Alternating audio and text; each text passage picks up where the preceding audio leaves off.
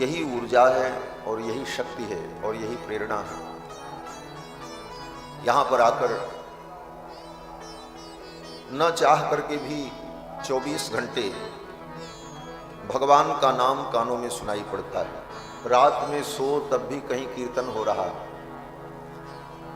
कहीं अखंड रामायण पाठ हो रहा है, कुछ न कुछ कान में भगवान की चर्चा आती ही रहती है। इसके अतिरिक्त नदी के तट पर जाओ, गंगा के तट पे जाओ तो वहां भी दिव्य भक्तिमय वातावरण, भिन्न भिन्न शिविरों में अनेकानेक महापुरुष यहाँ पधार कर अपनी ज्ञान विज्ञान की धारा से लोगों को आप्यायित कर रहे हैं। ऐसे अवसर पर प्रयाग में आकर आध्यात्मिक लाभ प्राप्त करना ये भगवान की बहुत बड़ी कृपा का फल। और हम सभी लोग आदि काव्य श्री रामायण के माध्यम से भगवान श्री राम की पावन चर्चा श्रवण कर रहे हैं। ये भगवान की कथा हमारे अंतःकरण को पवित्र करती है और इसके अलावा मन को पवित्र करने वाला दूसरा कोई साधन नहीं। एतस्मात् अपरम किंचन मनः शुद्धि न विद्यते। मन की शुद्धि के लिए, चित्त की शुद्धि के लिए भगवान की कथा के अतिरिक्त दूसरा कोई साधन नहीं। हम बार बार भगवान के चरित्र को सुनते रहें, भगवान की कथा को सुनते रहें, तो भगवान की इस कथा श्रवण भक्ति के द्वारा, ये कथा श्रवण भी तो भक्ति है। प्रहलाद जी के मत में ये प्रथम भक्ति है। नवधा भक्ति का जो प्रहलाद जी ने उपदेश किया है श्रीमद् भागवत महापुराण में, तो प्रहलाद जी के अनुसार जो नवधा भक्ति है उसमें पहली भक्ति कथा श्रवण है। श्रवणम कीर्तनम विष्णु स्मरणम पाद सेवनम, भगवान की कथा सुनना, ये प्रथम भक्ति। और श्री रामचरितमानस में भगवान श्री राम ने सबरी मैया को जो नवधा भक्ति का उपदेश किया, उसमें भगवान की कथा सुनना ये दूसरी भक्ति। प्रथम भगति संतन कर संगा, दूसर रति मम कथा प्रसंगा। और ये श्रवण भक्ति के द्वारा चार भक्ति स्वाभाविक हो जाती है। कथा श्रवण करने से चार प्रकार की भक्ति अपने आप जीवन में आ जाती है। पहली भक्ति संतों का संग। प्रथम भगति संतन कर संगा। प्रथम भगति संतन कर संगा। प्रथम भगति संतन कर संगा। शरीरति मम कथा प्रसंगा। दूसरी रति मम कथा प्रसंगा। पद पंकज सेवा। तीसरी भक्ति अमान। गुरुपद पंकज सेवा। तीसरी भक्ति अमान। चौथी भक्ति मम गुण गण हरे कपट तजगान। चौथी भक्ति मम गुण गण हरे कपट तजगान। हरे कपट तजगान। प्रथम भगति संतन कर संगा। जब कथा सुनेंगे तो ये भक्ति अपने आप हो जाएगी, क्योंकि कथा कोई संत ही सुनाएंगे, कोई लंठ तो सुनाएगा नहीं, कोई उद्दंड तो कथा सुनाएगा नहीं। जो सुनाएगा संत ही सुनाएगा, और जो भगवान की कथा सुनाए वही तो संत है। तो प्रथम भगति संतन कर संगा भी हो जाएगा कथा सुनने से। और दूसरी भक्ति जो प्रहलाद जी के अनुसार है कीर्तनम। जब कथा होगी तो बीच बीच में कीर्तन भी होता है। प्रारंभ में कीर्तन, मध्य में कीर्तन, अंत में कीर्तन, दूसरी भी भक्ति है। और तीसरी भक्ति विष्णु स्मरणम, भगवान का स्मरण, ये भक्ति है। तो जितनी देर आप कथा सुनेंगे उतनी देर भगवान का आपको स्मरण बना रहेगा, यह भी भक्ति हो जाए।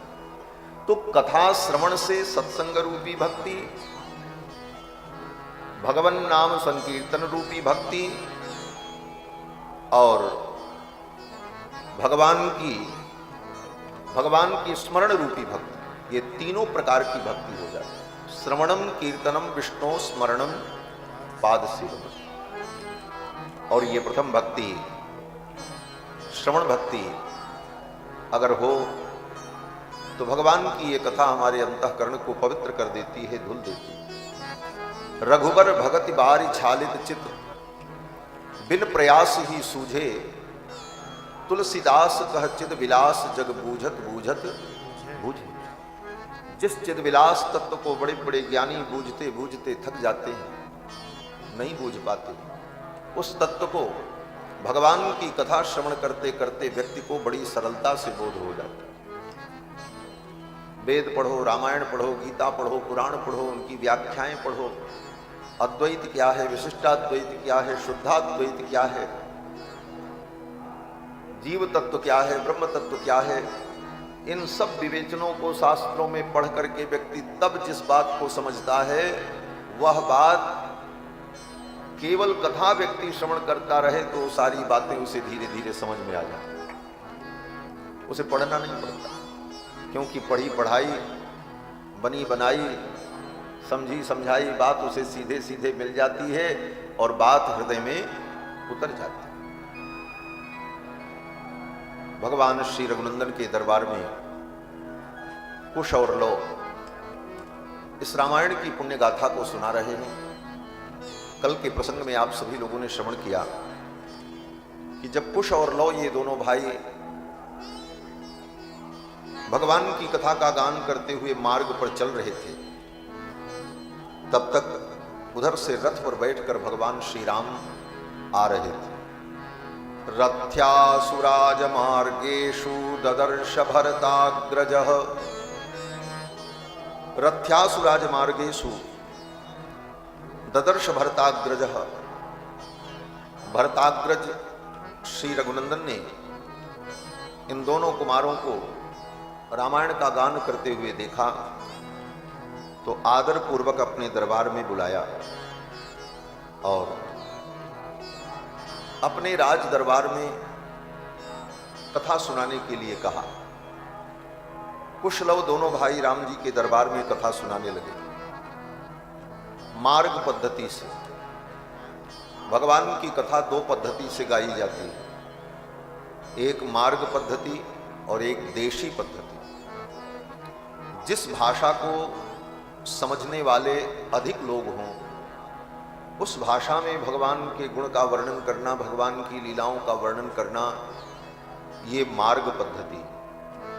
और जिस भाषा को कम लोग समझते हों, एक क्षेत्र मात्र में बोली जाती हो, समझी जाती हो, उस भाषा में भगवान के गुण और कथा का वर्णन किया जाए तो उसको देशी पद्धति कहते हैं। मार्ग पद्धति से कथा होने पर अधिकतम लोगों को लाभ प्राप्त होता है। देशी पद्धति से कथा में सीमित लोगों को ही कथा का आनंद प्राप्त हो पाता है। तो कुश और लौ ने मार्ग पद्धति से इस कथा को सुनाया। महर्षि वाल्मीकि लिखते हैं कि ततस्तुतौ राम वच प्रचोदितौ अगायताम मार्ग विधान संपदा। अगायताम, इस चरित्र को गाया। भागवत जी की कथा भी भगवान की कथा है, लेकिन भागवत की कथा गाने की बात नहीं आती। भागवत की कथा सुनाई जाती। सुखदेव जी ने राजा परीक्षित को भागवत की कथा सुनाई, लेकिन राम कथा को लव और कुश ने गाया। अगायताम, इसका गान किया।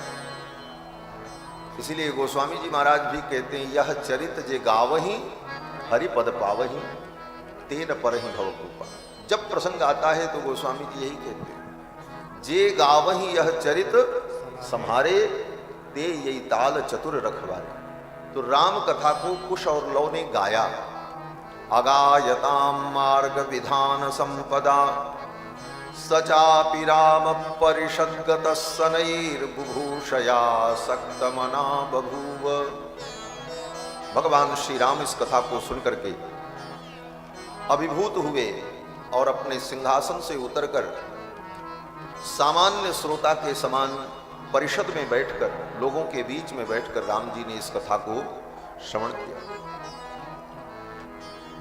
भगवान श्री राम मर्यादा पुरुषोत्तम है और मर्यादा कहती है कि अपनी महिमा को, अपने चरित्र को, अपने गुणगान को बैठकर स्वयं सुनना, ये तो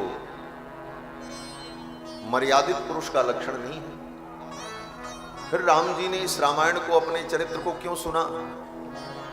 तो महर्षि वाल्मीकि ने इसका समाधान किया। महर्षि वाल्मीकि कहते हैं ये राम जी का चरित्र नहीं है, ये तो श्री जानकी जी का चरित्र है। कृत्स्नम रामायणम काव्यम सीतायाश्चरितम महत्। ये सीता जी का महान चरित्र है, इसलिए राम जी बैठ करके इस चरित्र को सुनते हैं। सर्वप्रथम कुश और लव ने अयोध्या की महिमा का वर्णन करके सुनाया। अयोध्या इस धरती पर वह सर्वश्रेष्ठ पुरी है जिस पुरी में चार चार रूपों में भगवान ने अवतार ग्रहण किया और 7 मोक्षदायिनी पुरियों में सर्वप्रथम अयोध्या का नाम आता है। अयोध्या मथुरा माया काशी कांची हेमंतिका। अयोध्या 7 मोक्षदायिनी पुरियों में सर्वप्रथम अयोध्या का नाम लिया जाता है और इस धरती पर सर्वप्रथम अगर कोई नगरी बसी है तो वो अयोध्यापुरी है।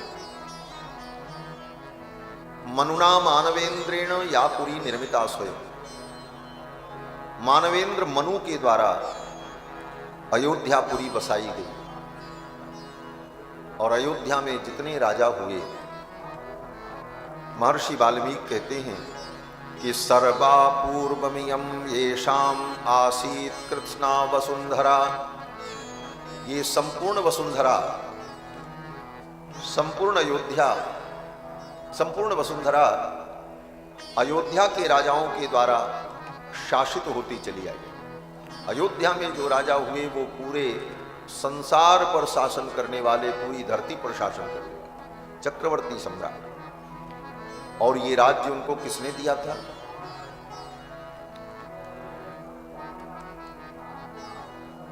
महर्षि वाल्मीकि कहते हैं कि ब्रह्मा जी ने जब सृष्टि की तो मनु वंश को ये राज्य, मनु जी महाराज को ये राज्य प्रजापति ब्रह्मा ने दिया। प्रजापति मुपादाय नृपाणाम जयशालिनाम। प्रजापति ब्रह्मा के द्वारा अयोध्या का राज्य मनु जी को प्राप्त हुआ और अयोध्या से संपूर्ण धरती का शासन होता था। और इस पवित्र कुल में, मनु जी के कुल में, इक्ष्वाकु मनु के वंश में अनेक महान राजा हुए।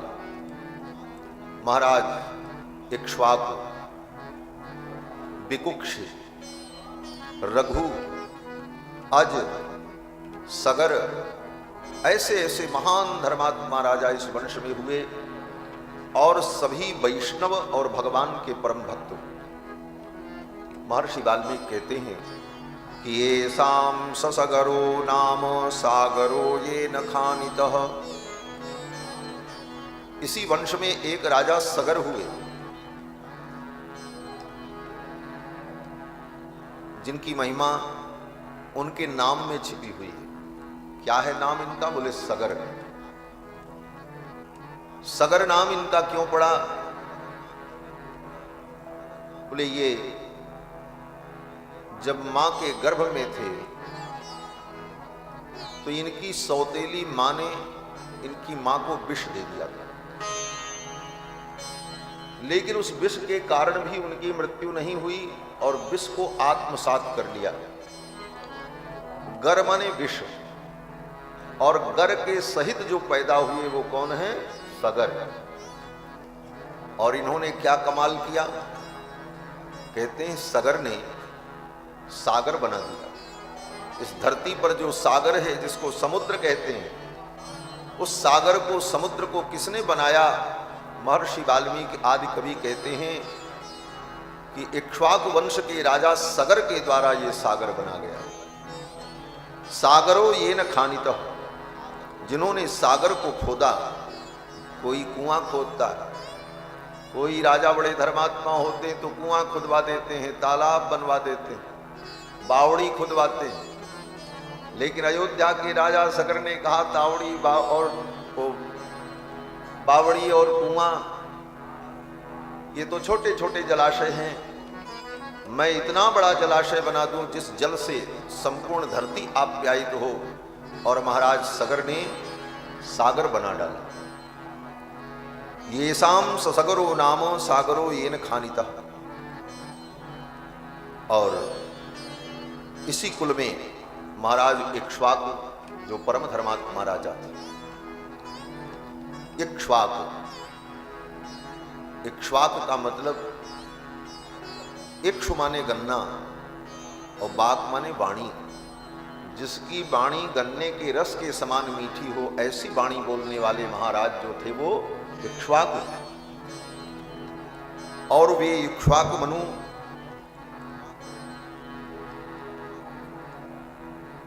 कर्म योग के योगी थे।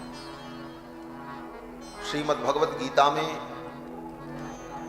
भगवान श्री कृष्ण अर्जुन से कहते हैं, अर्जुन ये जो ज्ञान मैं तुमको दे रहा हूं, गीता का ज्ञान, ये ज्ञान कोई नया ज्ञान नहीं। इस ज्ञान को सर्वप्रथम मैंने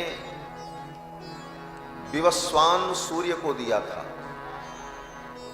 विवस्वान सूर्य के पुत्र वैवस्वत को विवस्वान के द्वारा यह ज्ञान प्राप्त हुआ और वैवस्वत के द्वारा यह ज्ञान इक्ष्वाकु को प्राप्त हुआ और ये परंपरा से ज्ञान आगे बढ़ा।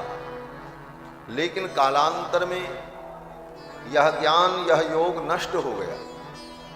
पुनः इस ज्ञान को प्रतिष्ठित करने के लिए अब मैं तुम्हें निमित्त बना करके इस ज्ञान का उपदेश कर रहा हूं। तो जो गीता ज्ञान द्वापर युग में भगवान ने अर्जुन को दिया, इस ज्ञान की पवित्र परंपरा अयोध्या के रघुकुल में पहले से विद्यमान थी। स्वयं भगवान कृष्ण ने कहा, इमं विवस्वते योगम प्रोक्तवान महमव्ययम विवस्वान मनवे प्राह मनुरिक्ष्वाकवे ब्रवीत। और फिर यह ज्ञान विवस्वान ने वैवस्वत मनु को दिया, वैवस्वत मनु ने इक्ष्वाकु को दिया। तो ऐसा पवित्र कुल रघुकुल, जिस वंश में भगवान का अवतार हुआ। और इस कुल की एक विशेषता और, यह कुल परम वैष्णव कुल है। सृष्टि के प्रारंभ में श्री ब्रह्मा जी महाराज ने भगवान श्री रंगनाथ की दिव्य मूर्ति इक्ष्वाकु मनु को दी और इक्ष्वाकु मनु उन रंगनाथ भगवान की नित्य पूजा करते थे। और उन रंगनाथ भगवान की आराधना रघुकुल में इक्ष्वाकु मनु के काल से राम जी के काल तक जितने राजा हुए, सभी राजाओं ने रंगनाथ भगवान का पूजन अर्चन किया।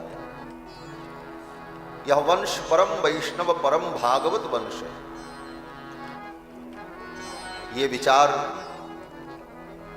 रामायण के टीकाकार श्री गोविंद राज स्वामी जी ने किया। स्वयं प्रश्न उद्भासित किया कि धरती पर और भी अनेक पवित्र राजकुल थे, लेकिन भगवान ने अयोध्या के राजकुल में ही अवतार लेने का निर्णय क्यों किया?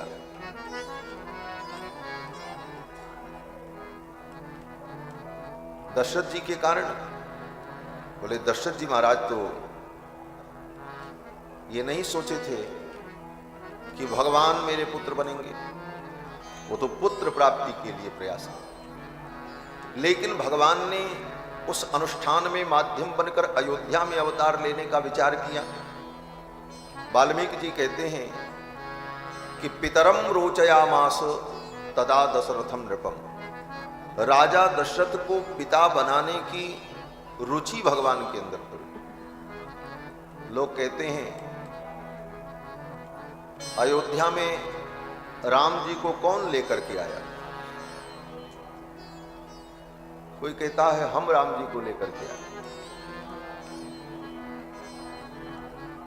अयोध्या में राम जी को दशरथ जी भी लेकर के नहीं आए, वशिष्ठ जी भी लेकर के नहीं आए, और न कोई राम जी को अयोध्या में लेकर के आया। राम जी अपनी रुचि से अयोध्या में स्वयं आए। ये वाल्मीकि रामायण है। पितरम रोचयामास तदा दशरथम नृप। राम जी को कौन ला सकता है? राम जी को लाने का सामर्थ्य किसके अंदर? राम जी की स्वयं की रुचि थी। निज इच्छा निर्मित तनु माया गुण गोपाल। अपनी इच्छा से भगवान आए। भगवान परम स्वतंत्र है और अपनी रुचि, भगवान की स्वयं रुचि हुई कि ऐसे कुल में मैं अवतार ग्रहण करूं। कारण बोले ये कुल परम वैष्णव कुल। इस कुल के सभी राजाओं ने भगवान रंगनाथ की आराधना की। श्री दशरथ जी महाराज ने भी रंगनाथ भगवान की खूब आराधना की। सत्यनारायण व्रत कथा में जब तुंगध्वज राजा का वर्णन आता है तो वहां पर वेद व्यास जी कहते हैं, तुंगध्वजो महाराज नृपो दशरथो भवत रंगनाथम संपूज्य श्री वैकुंठम तदागमत। तुंगध्वज नाम के जो राजा थे वही अयोध्या में दशरथ जी के रूप में प्रकट हुए और रंगनाथ भगवान की पूजा करके वैकुंठ को प्राप्त किया। एक बार हमारे यहाँ अयोध्या में विद्वानों की सभा होती रहती है। अनेक प्रकार के विचार हुए। उसमें यह भी एक विचार था कि दशरथ जी को मुक्ति नहीं मिली। ताते उमा मोक्ष नहीं पाई। लेकिन यह बात केवल भक्ति की प्रशंसा में इसका तात्पर्य।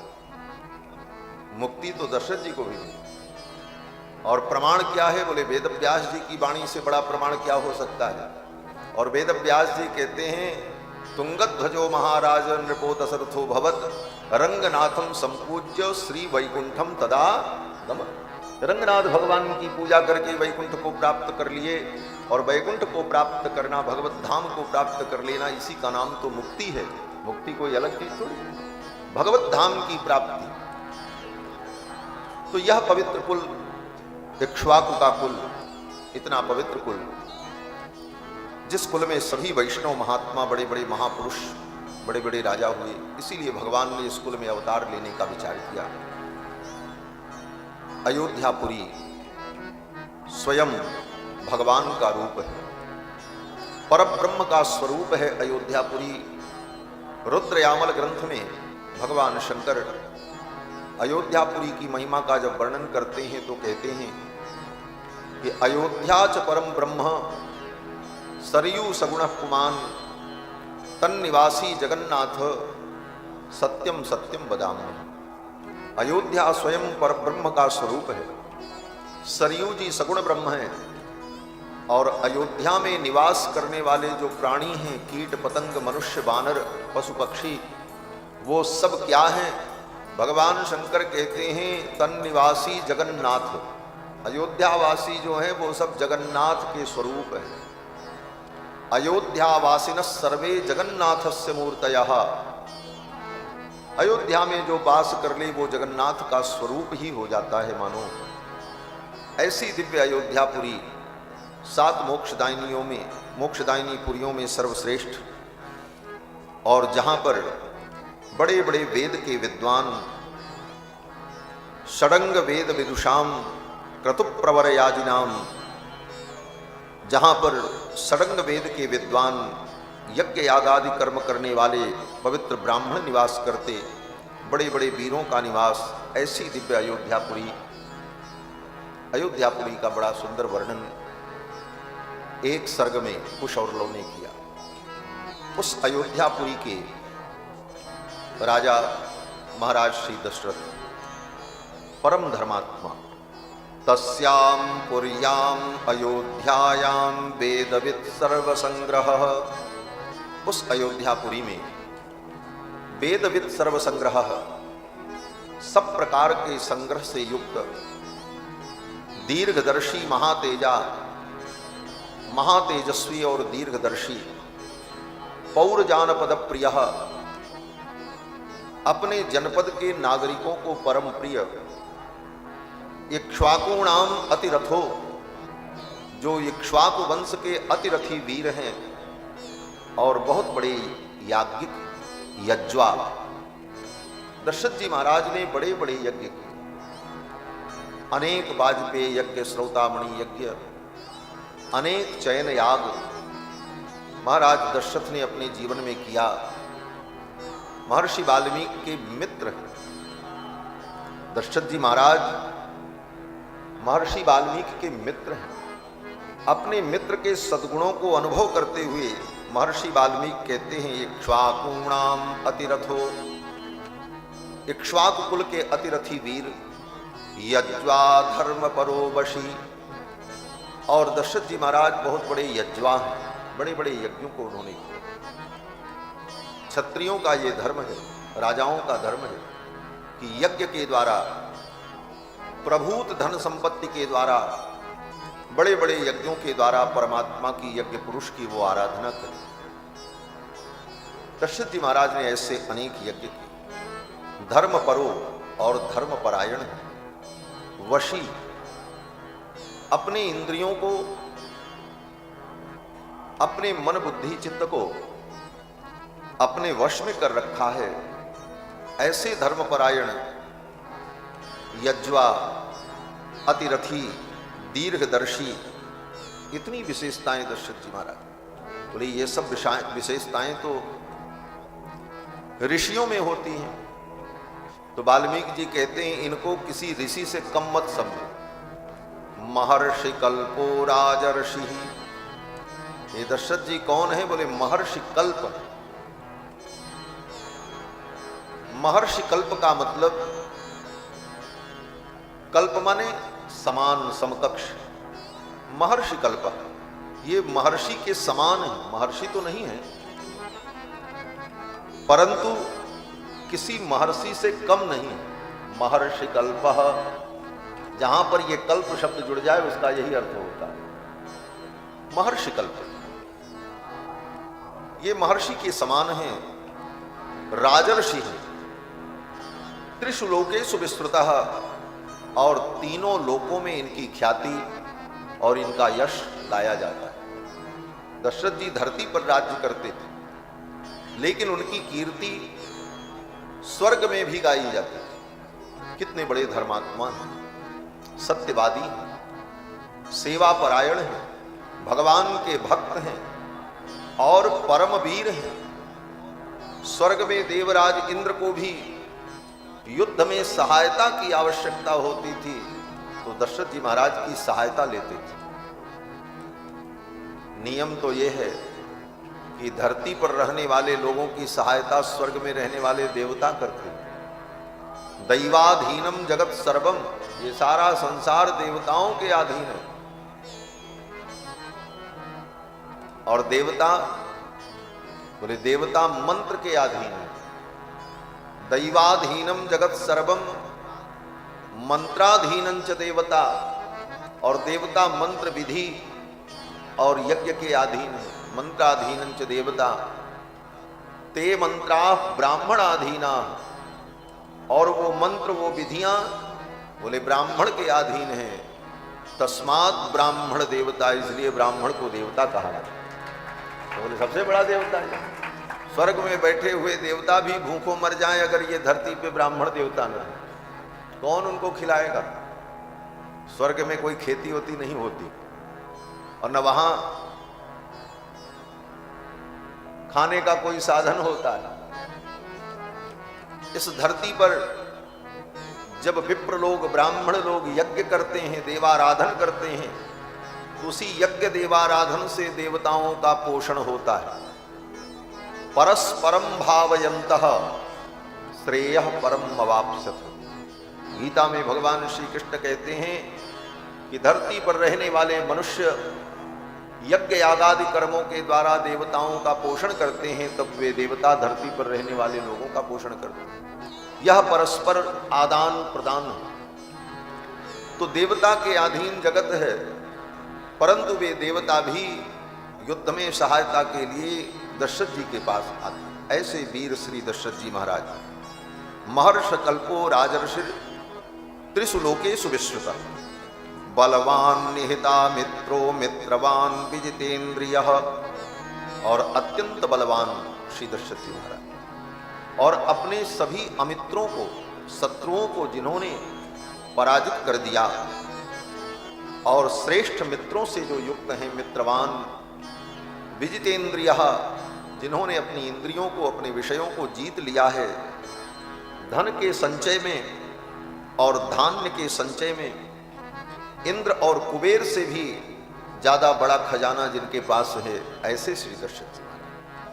कई श्लोकों में महर्षि वाल्मीकि ने श्री दशरथ जी के व्यक्तित्व का, उनकी क्षमता का और उनकी महिमा का वर्णन किया है, और इन्हीं भावों को गोस्वामी तुलसीदास जी महाराज ने 2 चौपाइयों में बड़े सुंदर शब्दों में प्रयोग किया। अवधपुरी रघुकुल मनि राऊ, वेद विदित तेहि दशरथ नाऊ। अवधपुरी रघुकुल मनि राऊ, वेद विदित तेहि दशरथ नाऊ। धर्म धुरंधर गुण निधि ज्ञानी, हृदय भगत मति सारंग पानी। धर्म धुरंधर गुण निधि ज्ञानी, हृदय भगत मति सारंग पानी। अवधपुरी रघुकुल मनि राऊ, वेद विदित तेहि दशरथ नाऊ। वेद विदित तेहि दशरथ नाऊ। वेद विदित तेहि दशरथ नाऊ। अवधपुरी रघुकुल मनि राऊ, वेद विदित तेहि दशरथ नाऊ। ये वेद विदित गोस्वामी जी जो कहते हैं,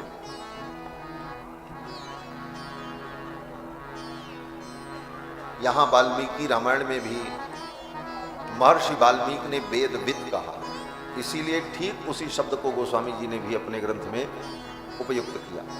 तस्याम पुर्याम अयोध्यायाम वेदविद सर्वसंग्रह। और गोस्वामी जी कहते हैं, अवधपुरी रघुकुल मनि राऊ, वेद विदित तेहि दशरथ नाऊ। धर्म धुरंधर गुणनिधि ज्ञानी, हृदय भगति मति शारंग पानी। दशरथ जी महाराज धर्म धुरंधर हैं, धर्म की धुरी को धारण करने वाले, गुण निधि हैं और ज्ञानी भी हैं, और भगवान के भक्त भी। हृदय भगति मति शारंग पानी, अर्थात कर्म, ज्ञान और भक्ति तीनों से संपन्न श्री दशरथ जी महाराज। और दूसरे शब्दों में कहा जाए तो दशरथ जी महाराज साक्षात वेद के स्वरूप हैं। दशरथ जी महाराज साक्षात वेद के स्वरूप हैं, और उनकी तीनों रानियां जो हैं वो वेद की कांडत्रयी है। वेद में जो कुछ कहा गया है, वेद में कर्म, ज्ञान और उपासना, ये 3 चीजें। कर्म का निरूपण जहां पर होता है उसका नाम है कर्म कांड। जहां पर ज्ञान का वर्णन होता है उसका नाम है ज्ञान कांड। और वेद के जिस भाग में परमात्मा की उपासना का वर्णन, वो उपासना कांड। तो वेद 3 कांड में विभक्त, कर्मकांड, ज्ञान कांड और उपासना कांड। इसी को कांडत्रयी कहा जाता है। तो वेदों में जो कांडत्रयी है, कर्म, ज्ञान, उपासना, मानो वो तीनों कांड ही दशरथ जी महाराज की तीनों रानियां हैं। महारानी कौशल्या, महारानी कैकेयी, महारानी सुमित्रा। ज्ञान शक्तिश्च कौशल्या, जो ज्ञान शक्ति है वही महारानी कौशल्या है। और सुमित्रोपासनात्मिका, और सुमित्रा जी जो हैं वो उपासना कांड है। क्रिया शक्तिश्च कैकेयी, और जो क्रिया शक्ति है कर्म कांड वो कौन है? बोले कैकेयी। वेदो दशरथो नृप, और श्री दशरथ जी महाराज मानो वेद के स्वरूप है। वेद के इन कांड त्रयी के द्वारा ही धर्म का प्रादुर्भाव होता है, और जो स्वयं साक्षात धर्म है भगवान, उनका भी प्रादुर्भाव इसी कांड त्रयी के द्वारा 4 रूपों में होता है। दशरथ जी महाराज परम धर्मात्मा, सब प्रकार के वैभव से संपन्न, लेकिन दशरथ जी महाराज के कोई संतान नहीं। 60,000 वर्ष की अवस्था हो गई। त्रेता युग में मनुष्यों की आयु हजारों वर्ष होती थी, हजारों वर्ष लोग जीते थे। सतयुग में लाखों वर्ष, त्रेता में हजारों वर्ष, द्वापर में सैकड़ों वर्ष, और कलयुग में 100 वर्ष औसत आयु। सतयुग में इतनी आयु क्यों होती थी? क्योंकि सतयुग में व्यक्ति कामनाओं से रहित होकर स्वाभाविक रूप से धर्म की निष्ठा से युक्त रहता था। इस कारण से सतयुग में लाखों वर्ष की दीर्घ आयु लोग प्राप्त करते। बड़े बड़े ऋषि मुनियों ने दीर्घ काल तक जीवन धारण किया, आयु प्राप्त की। उसका कारण क्या है? बोले धर्म। मनुस्मृति में मनु जी महाराज कहते हैं कि ऋषियों ने दीर्घ संध्या, दीर्घ काल तक उपासना और सतत गायत्री, अग्नि इत्यादि की उपासना के परिणाम स्वरूप दीर्घमायुर अवाप्नुयुः, दीर्घ काल की आयु को प्राप्त किया। तो धर्म व्यक्ति को आयुष्मान बनाता है। सतयुग में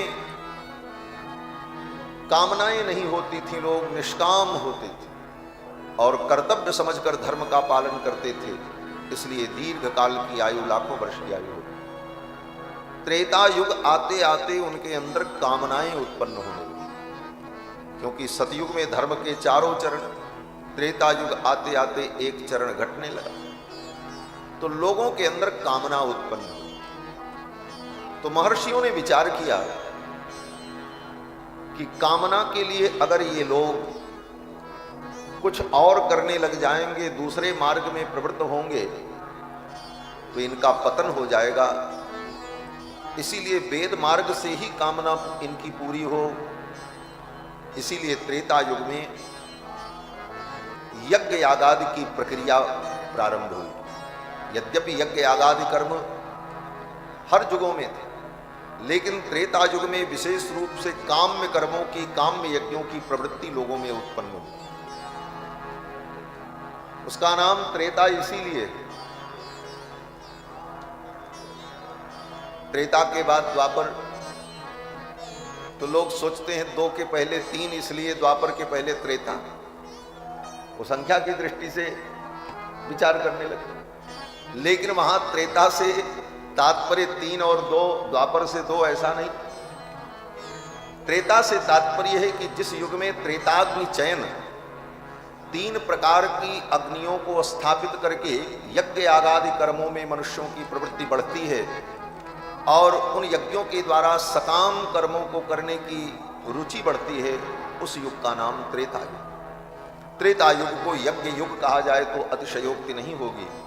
उस युग में यज्ञ यागादि कर्मों की प्रवृत्ति बढ़ती है, तो यज्ञ के माध्यम से लोग अपनी कामनाओं को पूर्ण करते हैं। और यज्ञ के लिए 3 प्रकार की अग्नि का चयन, गार्हपत्य, दक्षिणाग्नि और आहवनीय, और इन तीनों अग्नियों की उपासना करते हुए यज्ञ यागादि कर्म जिस युग में विशेष रूप से प्रवर्तित होता है, उसका नाम त्रेता।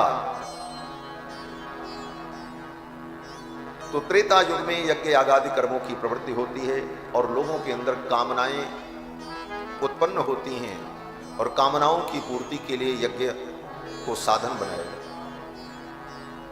त्रेता युग के बाद द्वापर युग आते आते यज्ञ यागादि की निष्ठा भी कमजोर पड़ जाती है।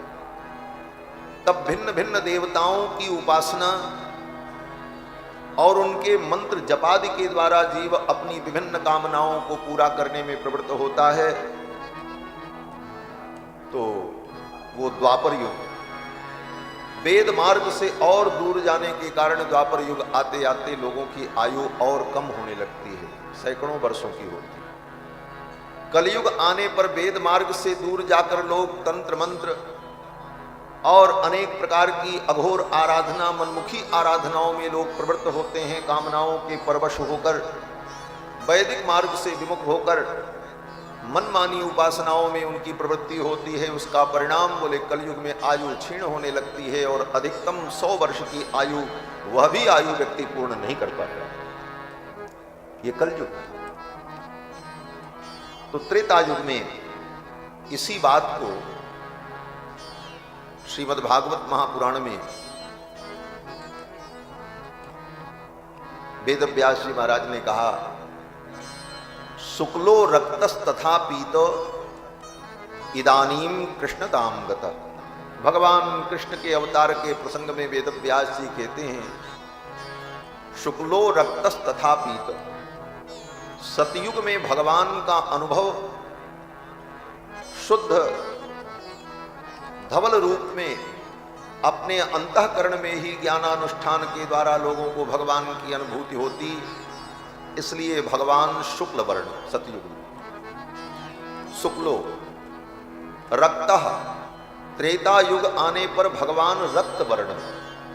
भगवान का रक्त वर्ण कहाँ है?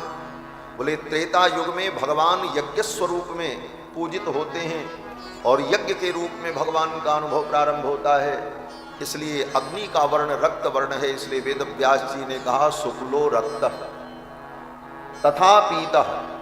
द्वापर युग आने पर भिन्न भिन्न देवताओं की उपासना और उनकी आराधना की जो प्रवृत्ति होती है, इस कारण से भगवान पीत वर्ण और इदानीम कृष्णताम गतः, और कलयुग के प्रारंभ में भगवान कृष्ण वर्ण। तो चारों युग के अलग अलग धर्म हैं। मूल बातें तो हर युग के लिए ही, परंतु हर युगों की अपनी अपनी विशेषता है। तो त्रेता युग में हजारों वर्ष की आयु होती थी। दशरथ जी महाराज 60,000 वर्ष के हो गए, लेकिन उनके कोई संतान नहीं। और दूसरी बात, संतान प्राप्ति के लिए दशरथ जी ने अभी तक कोई उपाय भी नहीं किया। जो वर्णन हम आप सुनते हैं कि पुत्र प्राप्ति के लिए दशरथ जी ने यज्ञ किया, लेकिन उस यज्ञ के पहले कभी कुछ किया हो पुत्र प्राप्ति के लिए, ऐसा वर्णन नहीं आता। पहली बार किया। इसीलिए गोस्वामी जी ने संकेत किया कि एक बार भूपति मन माही भई गलानी मोरे सुत। एक बार, पहले नहीं। और कोई प्रमाण भी नहीं है कि उसके पहले कभी दशरथ जी के मन में ऐसी कोई ग्लानि हुई हो कि हमारे संतान नहीं है। अगर पहले कोई ग्लानि होती या इच्छा होती या विचार होता तो पहले कभी कोई अनुष्ठान किए होते और उस अनुष्ठान से फल मिला न मिला वो बात होती, लेकिन कहीं ऐसा वर्णन नहीं। इसलिए गोस्वामी जी महाराज संकेत करते हैं कि एक बार भूपति मन माही, एक बार भूपति मन माही, एक बार भूपति मन माही, भय गलानी मोरे सुत नाही, भय गलानी मोरे सुत नाही। एक बार भूपति मन माही, एक बार भूपति मन माही। एक बार। इसके पहले कभी दशरथ जी के मन में यह विचार नहीं आया। क्यों नहीं आया? अब सब संतों के अलग अलग भाव हैं।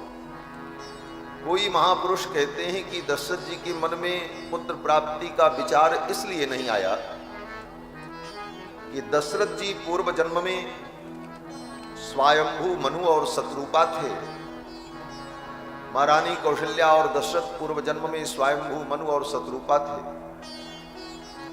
अपना राज्य अपने पुत्र को देकर नैमिषारण्य में तप करने गए। बरबस राज सुतहि नृप दीना, नारी समेत गवन बन कीन्हा।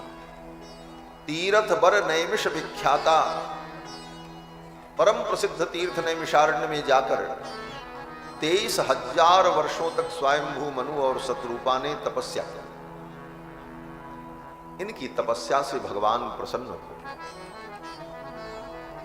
पहले भगवान ने आकाशवाणी की, भगवान प्रकट नहीं हुए। पहले तो आकाशवाणी, भगवान की वाणी प्रकट हुई। आकाशवाणी में भगवान ने कहा कि मांगो मांगो बर, बर मांगो बर मांगो, मांग मांग बर भई नभ बानी। आकाशवाणी हुई, वरदान मांगो वरदान मांगो। हमारे अवध के संत कहते हैं कि भगवान ने 2 बार वरदान मांगने को क्यों कहा? मांग मांग बर। अरे एक बार भगवान कह देते बर मांगो, मांग बर, मांग मांग बर, मांगो मांगो। ये 2 बार मांगने की बात भगवान ने आकाशवाणी में क्यों कही? तो अवध के संतों का भाव है कि तपस्या करने वाले 2 लोग थे, स्वयंभू मनु और शत्रुपा। तो मानो भगवान कहते आप भी मांगो और आप भी मांगो, मांग मांग बर। और इससे भी एक बड़ा सरस अर्थ हमारे अवध के संत कहते हैं कि 2 बार जो वाणी आई मांग मांग बर, ये 2 बार मांग मांग किसने कहा? बोले जिसकी तपस्या कर रहे थे, जिसकी आराधना कर रहे थे, वो ठाकुर जी भी जुगल हैं, 2 हैं। तो दोनों ठाकुर प्रसन्न हो गए। राम जी ने भी कहा मांग और किशोरी जी ने भी कहा मांग। राम जी ने भी कहा मांगो, किशोरी जी ने कहा मांगो, हम भी देने के लिए तैयार। मांग मांग बर भई नभ बानी। फिर तो स्वयंभू मनु शत्रुपा के कान में ये वाणी जब गई, 23,000 वर्ष तक अन्न जल त्याग करके तप किया था, शरीर सूख गया था। लेकिन भगवान की ये मधुर वाणी जब कान में गई तो स्वयंभू मनु और शत्रुपा का शरीर हृष्ट पुष्ट हो गया। मृतक जिया बन गिरा सुहाई, मृतक जिया बन गिरा सुहाई। श्रवण रंग हुई गुरे जब आई, श्रवण रंग हुई गुरे जब आई। इष्ट कोट तन भय सुहाए, हृष्ट पुष्ट तन भय सुहाए। मानव अबहि भवन ते आए, मानव अबहि भवन ते आए। मृतक जिया बन गिरा सुहाई, मृतक जिया बन गिरा सुहाई, मृतक जिया बन गिरा। ऐसी वाणी कि मुर्दे को भी जिंदा कर दो। मृतक जियावन गिरा सुभाई, श्रवण रंध्र होए पुर जब आई। हृष्ट पुष्ट तन भये सुहाये, मानव अबहि भवन ते आए। स्वयंभू मनु और शत्रुपा का स्वरूप शरीर हृष्ट पुष्ट हो गया। स्वयंभू मनु शत्रुपा ने कहा प्रभु, जब आपकी वाणी में इतना चमत्कार है कि आपकी वाणी अमृत से भी ज्यादा मधुर, मृतक को भी मुर्दे को भी जिंदा कर देने वाली आपकी वाणी में इतना रस है, तो आपके दर्शन में कितना आनंद होगा। पहले तो मैं आपका दर्शन करना चाहता हूं, फिर मैं मांगूंगा। भगवान ने कहा दर्शन। स्वयंभू मनु और शत्रुपा ने कहा प्रभु मैं आपका दर्शन, आपके रूप को देखना चाहता हूं। भगवान ने कहा मेरे अनेक रूप हैं, किस रूप में देखना चाहते? अनेक रूप रूपाय विष्णवे प्रभ विष्णवे। भगवान के अनेक रूप हैं, सब रूप उन्हीं का ही। पराशर महर्षि तो विष्णु पुराण में कहते हैं, स्त्री नामनी श्रीश्च विज्ञेया पुन्नामो भगवान हरि ही। संसार में जितनी स्त्रीवाचक शब्द हैं उनके द्वारा श्री जी का दर्शन और बोध होता है, और पुल्लिंगवाचक जितने शब्द हैं और जितनी वस्तुएं हैं वो सब भगवान के स्वरूप का बोध करा। सारा संसार ही परमात्मा का रूप, सब रूप उन्हीं का। किस रूप में देखना चाहिए? तो स्वयंभू मनु शत्रुपा ने कहा, प्रभु मैं आपके उस रूप का दर्शन करना चाहता हूं जिस रूप का चिंतन कागभूषुंड जी अपने मन में करते। मैं आपके उस रूप का दर्शन करना चाहता हूं जो रूप भगवान शिव के हृदय में विराजमान रहता है। जिस रूप का दर्शन बड़े बड़े योगी, अमलात्मा, महात्मा, विमलात्मा लोग अपने हृदय के अंदर ध्यान के द्वारा करते हैं, आपके उस रूप का मैं दर्शन करना चाहता हूं। जो स्वरूप बस शिव मन माही, जो स्वरूप बस शिव मन माही, यही कारण मुनि जतन कराही, यही कारण मुनि जतन कराही। सुनि मन मानस हंसा, जो सुनि मन मानस हंसा, अगुन अगुन जहि निगम प्रशंसा, सगुन अगुन जहि निगम प्रशंसा। कहीं हम स्वरूप भरि लोचन, कहीं हम स्वरूप भरि लोचन। कृपा करो प्रणतारक मोचन, कृपा करो प्रणतारक मोचन। पति वचन परम प्रिय लागे, दंपति वचन परम प्रिय लागे। मृदुल विनीत प्रेम रस पागे, मृदुल विनीत प्रेम रस पागे। भगति बचल प्रभु कृपा निधाना, भगति बचल प्रभु कृपा निधाना। विश्ववास प्रगटे भगवाना, विश्ववास प्रगटे भगवाना।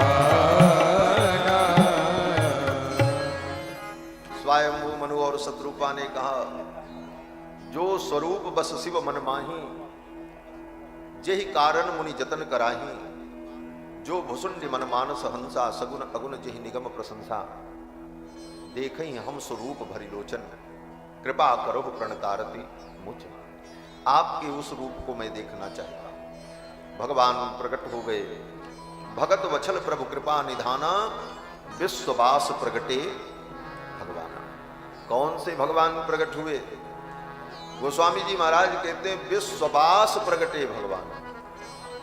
संपूर्ण विश्व में जो वास करते हैं कण कण में, वो कौन है? बोले वो भगवान वासुदेव है। वासनात् वासुदेवस्य वासितम भुवनत्रयम, सर्वभूत निवासोसी वासुदेव नमोस्तुते। क्योंकि इसी मंत्र का जप स्वयंभू मनु और शत्रुपा ने किया था। 12 अक्षर मंत्र पुनि जपहि सहित अनुराग, वासुदेव पद पंकरुह दंपति मन अति लाग। भगवान वासुदेव के पद पंकज में अपने मन को लगाया तो भगवान विश्ववास प्रगटे भगवान। कण कण में वास करने वाले विश्ववास भगवान प्रकट हुए। श्री सीतारामचंद्र जी के दिव्य रूप को देखकर स्वयंभू मनु और शत्रुपा ने प्रणाम किया। भगवान ने कहा, वरदान मांगो, क्या चाहिए? संकोच छोड़ करके जो मांगना है मांग लो। सकुच विहाय मांग नृप मोही, मोरे कछु अदेय नहीं तो। मेरे लिए अदेय कुछ नहीं, मैं कुछ भी दे सकता हूं। और तुम्हारे लिए तुम मांगो तो मेरे लिए कुछ अदेय नहीं है, मैं सब कुछ देने को तैयार हूं। सकुच विहाय, संकोच छोड़ करके मांगो।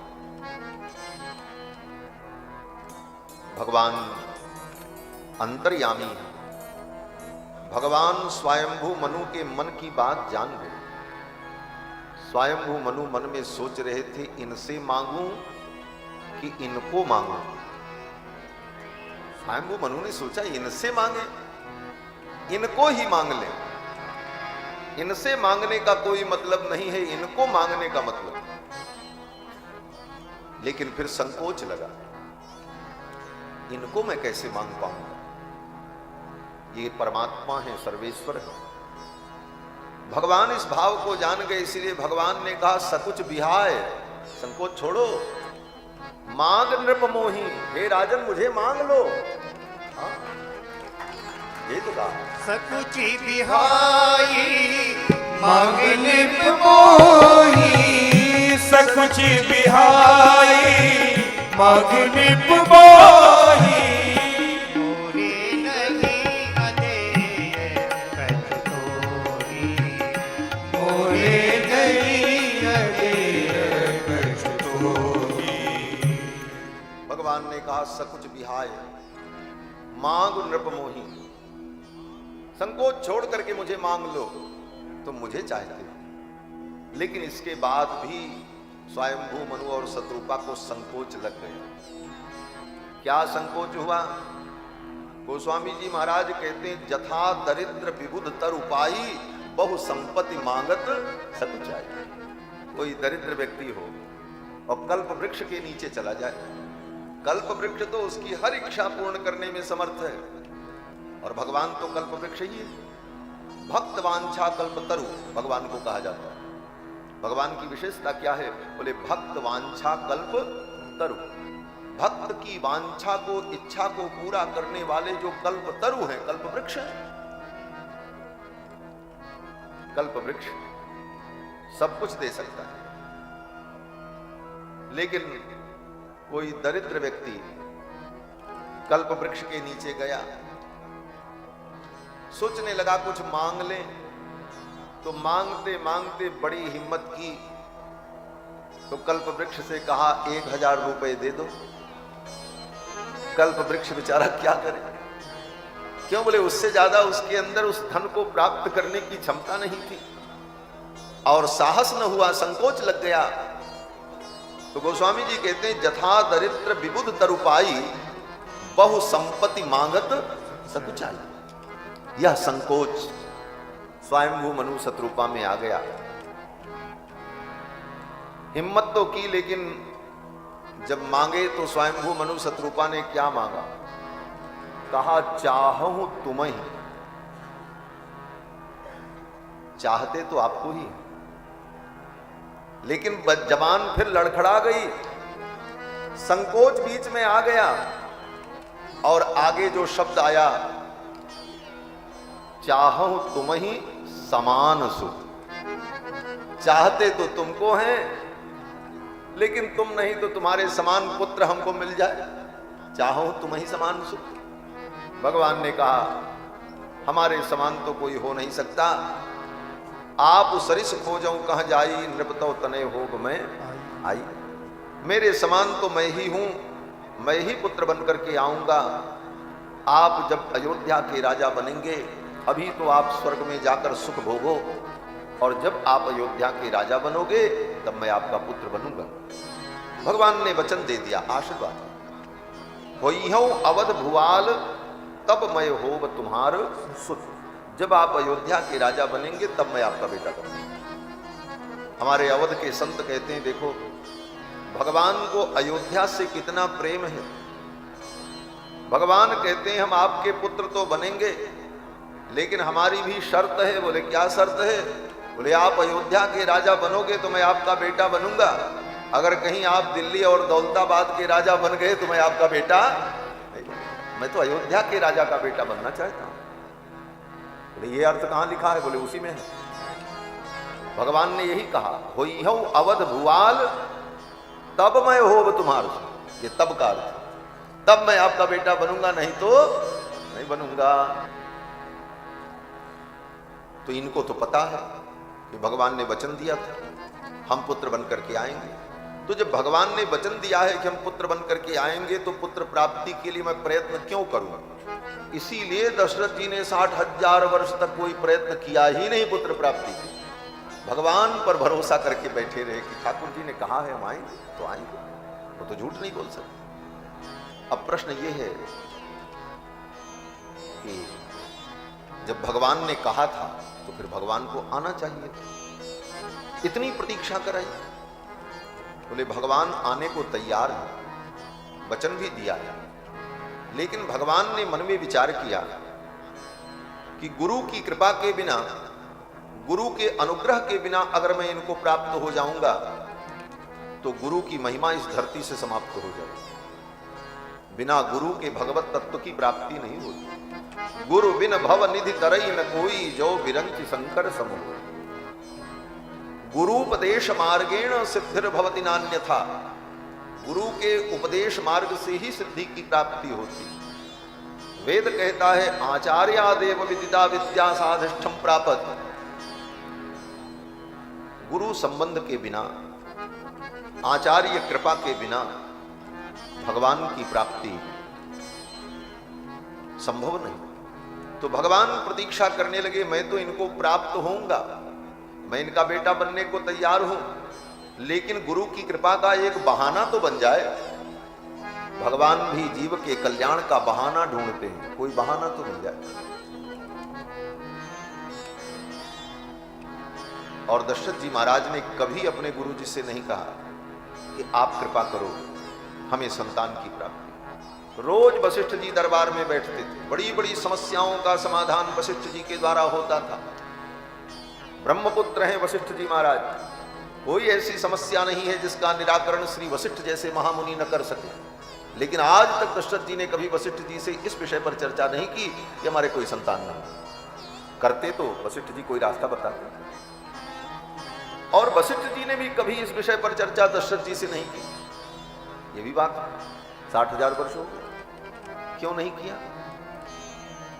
बोले जब तक कोई स्वयं न पूछे तब तक उसे उत्तर नहीं देना चाहिए, कुछ बताना नहीं चाहिए। मनु जी महाराज मनु स्मृति में कहते हैं ना पृष्ठक कस्यचिन ब्रूयान। जब तक कोई पूछे ना तब तक मत बताओ।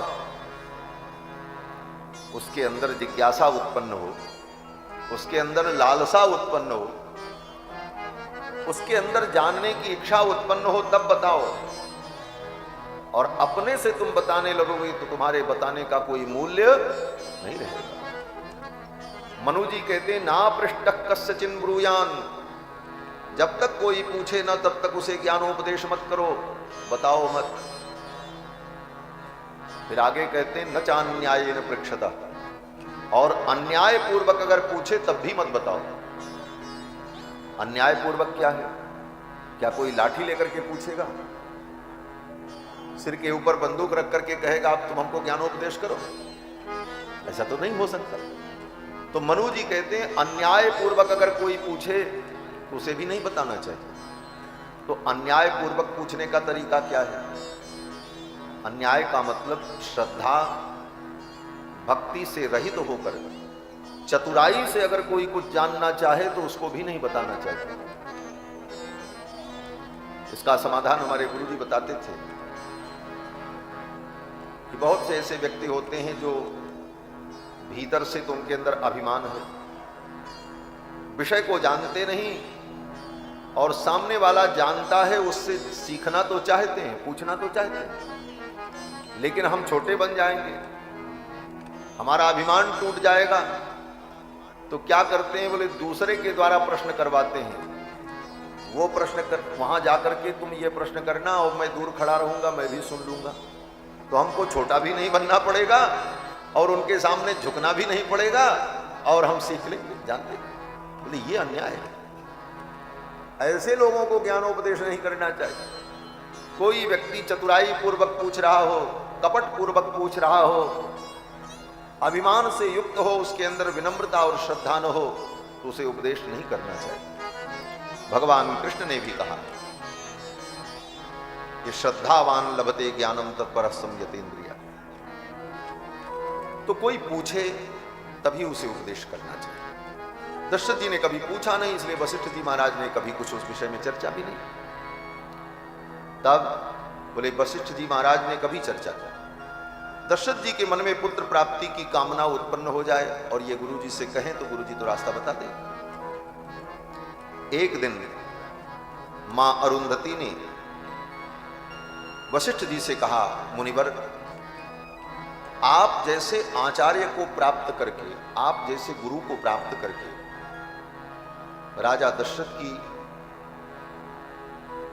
पुत्र लालसा पूर्ण नहीं हुई, उन्हें पुत्र की प्राप्ति नहीं। क्या आपके अनुग्रह में कोई कमी रह गई? अथवा राजा दशरथ की भक्ति में, निष्ठा में कोई कमी? गुरुदेव वशिष्ठ ने मुस्कुराते हुए कहा, देवी, मेरी कृपा में, मेरे अनुग्रह में कोई कमी नहीं। राजा दशरथ की भक्ति और निष्ठा में भी कोई कमी नहीं, लेकिन दशरथ जी के मन में पुत्र की, लाल जी को प्राप्त करने की लालसा तो उत्पन्न हो। आज तक कभी दशरथ जी के मन में लाल को पाने की लालसा नहीं हुई, इसलिए मैं भी मौन रहा। और दशरथ जी के मन में अगर लाल को प्राप्त करने की लालसा हो जाए तो लाल जी तो आने को बैठे हैं, तैयार हैं। मां अरुंधति ने कहा, अच्छा तो लालसा तो मैं उत्पन्न कर दूंगी। एक दिन मां अरुंधति अपने पुत्र को गोद में लेकर के आई। महाराज दशरथ बैठे थे, महारानी कौशल्या बैठी थी। अचानक वो बालक रोने लगा। महाराज दशरथ ने पूछा, मां, ये बालक क्यों रो रहा है? तो मां अरुंधति ने कहा, ये आपको देख करके रो रहा है। दशरथ जी ने कहा, मुझे देखकर? मां अरुंधति ने कहा, हाँ, ये मेरा बालक आपको देख करके रो रहा है। बोले, मुझे देख करके क्यों रो रहा है? मां अरुंधति ने कहा, ये रो करके पूछना चाहता है कि हे महाराज, आप तो मेरे पिताजी के जजमान हो, आपका तो कोई बेटा नहीं है, मैं किसका पुरोहित बनूंगा, मैं किसका गुरु बनूंगा, मेरा जजमान कौन होगा? क्या ये पौरोहित्य परंपरा यही खत्म हो जाएगी? मेरा कोई जजमान नहीं होगा। ये बात दशरथ जी के हृदय को छू गई। मेरे कोई संतान नहीं। सुतार्थम तप्यमानस्य नासीत वंशकर सुतः। मेरे वंश की वृद्धि करने वाला कोई पुत्र नहीं। मेरे पितरों का पूजन कौन करेगा? मेरे कुल देवता का आराधन कौन करेगा? चिंतयानस्य तस्यैवं बुद्धिरासीन महात्मनः। और दशरथ जी के मन में इस बात की लालसा हुई कि मुझे कुछ करना चाहिए, गुरुदेव से मैं कहूं। और फिर तो दशरथ जी महाराज के मन में जब लालसा उत्पन्न हुई तो चल पड़े। जाकर के अपने गुरुदेव वशिष्ठ जी से निवेदन किया, एक बार भूपति मन माही, एक बार भूपति मन माही, भय गलाने मोरे सुध नाही, भय गलाने मोरे सुध नाही। गुरु गृह गयऊ तुरत मही पाला, गुरु गृह गयऊ तुरत मही पाला, चरण लागी करि विनय विशाला, चरण लागी करि विनय विशाला।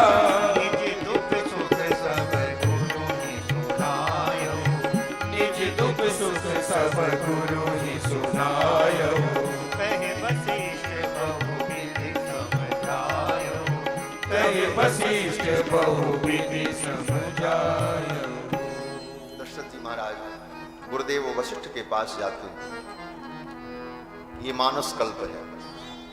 और वाल्मीकि रामायण में बोले, अपनी सभा में ही दशरथ जी महाराज ने अपने सभासदों से कहा कि मेरे वंश की वृद्धि करने वाला कोई पुत्र नहीं है। हमारे सभी आचार्यों को, हमारे गुरुजनों को आदर पूर्वक दरबार में बुलाया जाए, उनके सामने मैं अपनी समस्या को रखूंगा। और मंत्रियों ने सुयज्ञम वामदेवम च जाबालिमत काश्यपम, सुयज्ञ जी को, वामदेव जी को, जाबाली महर्षि को, कश्यप महर्षि को, श्री वशिष्ठ जी महाराज, इन सभी महामुनियों को आदर पूर्वक सभा में आमंत्रित किया गया। सभी मुनि महात्मा जब आए तो इन मुनियों का पूजन किया दशरथ जी महाराज ने। और अपने गुरुदेव वशिष्ठ के चरणों में प्रणाम करते हुए दशरथ जी ने कहा, गुरुदेव, आज इस सभा में इन मुनि महात्माओं के बीच में, मंत्रियों के बीच में मैं आपसे अपने मन का दुख कहना चाहता हूं। दशरथ जी ने कहा, बोलो राजन, क्या समस्या? तो दशरथ जी ने कहा, मम लालप्यमानस्य सुतार्थम नास्ति वै सुखम। मेरे जीवन में सब सुख है, आपकी कृपा से सब सुख मैंने जीवन में अनुभव किया, लेकिन एक सुख मेरे जीवन में नहीं है। वो सुख क्या है? तो दशरथ जी कहते हैं मम लालप्यमानस्य, मेरा पुत्र हो और उस पुत्र को मैं अपनी गोद में लेकर के लाड करूं, दुलार करूं, कंधे पर बैठाऊं, हृदय से लगाऊं, ये जो सुख है, मम लालप्यमानस्य सुतार्थम नास्ति वै सुखम, यह सुख मेरे जीवन में नहीं है, बाकी सब सुख आपकी कृपा से हमें मिले। और मेरे मन में एक बात आई,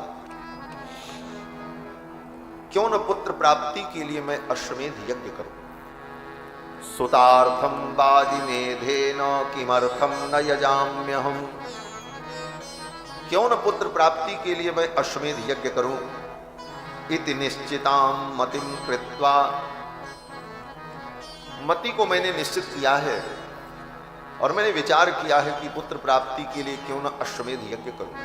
गुरुदेव, आपकी क्या राय है, आपका क्या अनुग्रह है?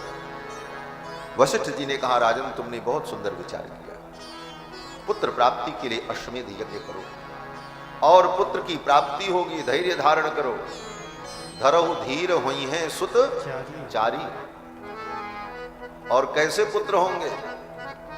बोले ऐरे गैरे नथु खैरे नहीं होंगे।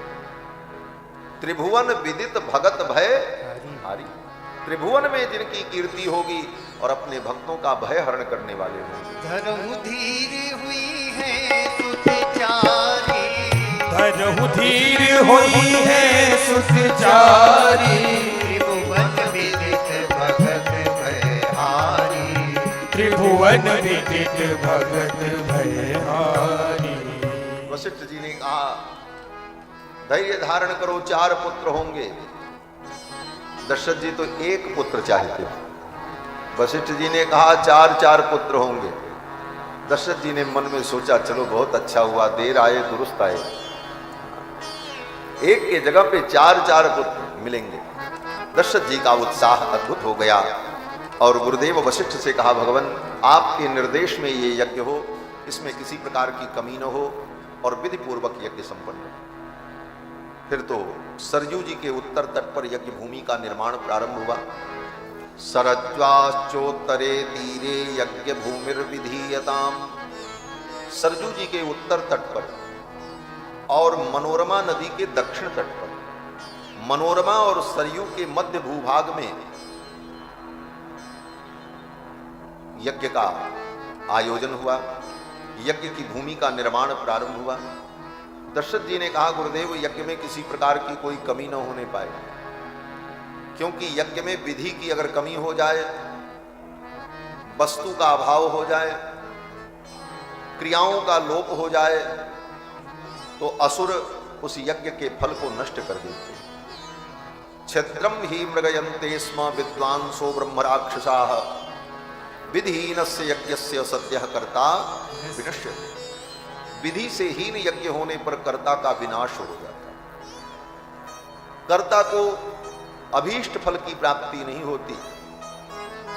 इसलिए यज्ञ यागादि कर्म में विधि का ध्यान रखना चाहिए, कहीं भी विधि का लोप न होने पावे। जिस विधि से शास्त्र में वर्णन है उसी विधि से करना चाहिए, अपनी मनमानी और अपनी बुद्धि उसमें नहीं लगानी। शास्त्र जो कहे उसी मार्ग से चलते हुए यज्ञादि कर्म को करने पर फल की प्राप्ति होती है। उसी समय दशरथ जी महाराज के महामंत्री सुमंत्र जी, उनको एक बात याद आ गई। सुमंत्र जी ने दशरथ जी को किनारे बुलाया और कान में कुछ कहा, सबके सामने नहीं कहा। एतत् श्रुत्वा रह सूतो राजानमिदमब्रवीत्। रह माने एकांत में ले जाकर धीरे से सुमंत जी महाराज ने कान में कुछ मंत्रणा की। मंत्रणा गोपनीय होती है और जो मंत्रणा करे उसी को मंत्री कहते हैं। मंत्रणा करता है इसीलिए तो मंत्री कहलाता है। सुमंत्र जी महाराज ने कान में कुछ एकांत में कहा। क्या कहा? बोले सुमंत्र जी ने कहा कि राजन, आज मुझे एक बात याद आ गई। बोले क्या? बोले आज से बहुत दिन पूर्व वर्षों पूर्व महर्षियों की सभा में इस विषय की चर्चा हुई थी कि राजा दशरथ को पुत्र की प्राप्ति कब होगी। तो उस समय उस सभा में भगवान सनत कुमार विराज रहे थे। भगवान सनत कुमार से लोगों ने कहा तो भगवान सनत कुमार ने कहा कि जब राजा दशरथ के मन में पुत्र की प्राप्ति के लिए यज्ञ करने की इच्छा स्वतः उत्पन्न होगी और उस समय श्रृंगी महर्षि आएंगे और उनके द्वारा यज्ञ कराया जाएगा तो राजा दशरथ को पुत्र की प्राप्ति होगी, 4 पुत्र होंगे। लगता है राजन वह समय आ गया है, इसीलिए आपके मन में पुत्र प्राप्ति के लिए यज्ञ करने की इच्छा हुई। और गुरुदेव वशिष्ठ ने भी समर्थन किया। तो अब इस यज्ञ को करने के लिए श्रृंगी महर्षि को बुलाया जाए, क्योंकि भगवान सनत कुमार ने कहा था कि श्रृंगी ऋषि के द्वारा यह यज्ञ होगा। फिर तो दशरथ जी महाराज ने अपनी तीनों रानियों को लेकर, अपनी सेना लेकर अयोध्या से अंग देश की यात्रा करते हैं। श्रृंगी महर्षि अपनी पत्नी शांता जी के साथ अंग देश में निवास करते। वहां के राजा महाराज रोमपाद, दशरथ जी महाराज अपनी तीनों रानियों को लेकर अंग देश पहुंचे। महाराज रोमपाद ने उनका बड़ा स्वागत सत्कार किया। 1 सप्ताह दशरथ जी महाराज अंग देश में अपने मित्र रोमपाद के यहां रुके। 7 दिवसान राजा राजानमिदम अब्रवीत। 7-8 दिन जब बीत गए, महाराज रोमपाद भी पूछने की हिम्मत नहीं कर पा रहे थे कि महाराज आपका आगमन क्यों हुआ, 7 दिन से आप यहां हैं, आपके आने का कारण क्या है। महाराज रोमपाद भी नहीं पूछ पाए संकोच के कारण, क्योंकि दशरथ जी चक्रवर्ती सम्राट।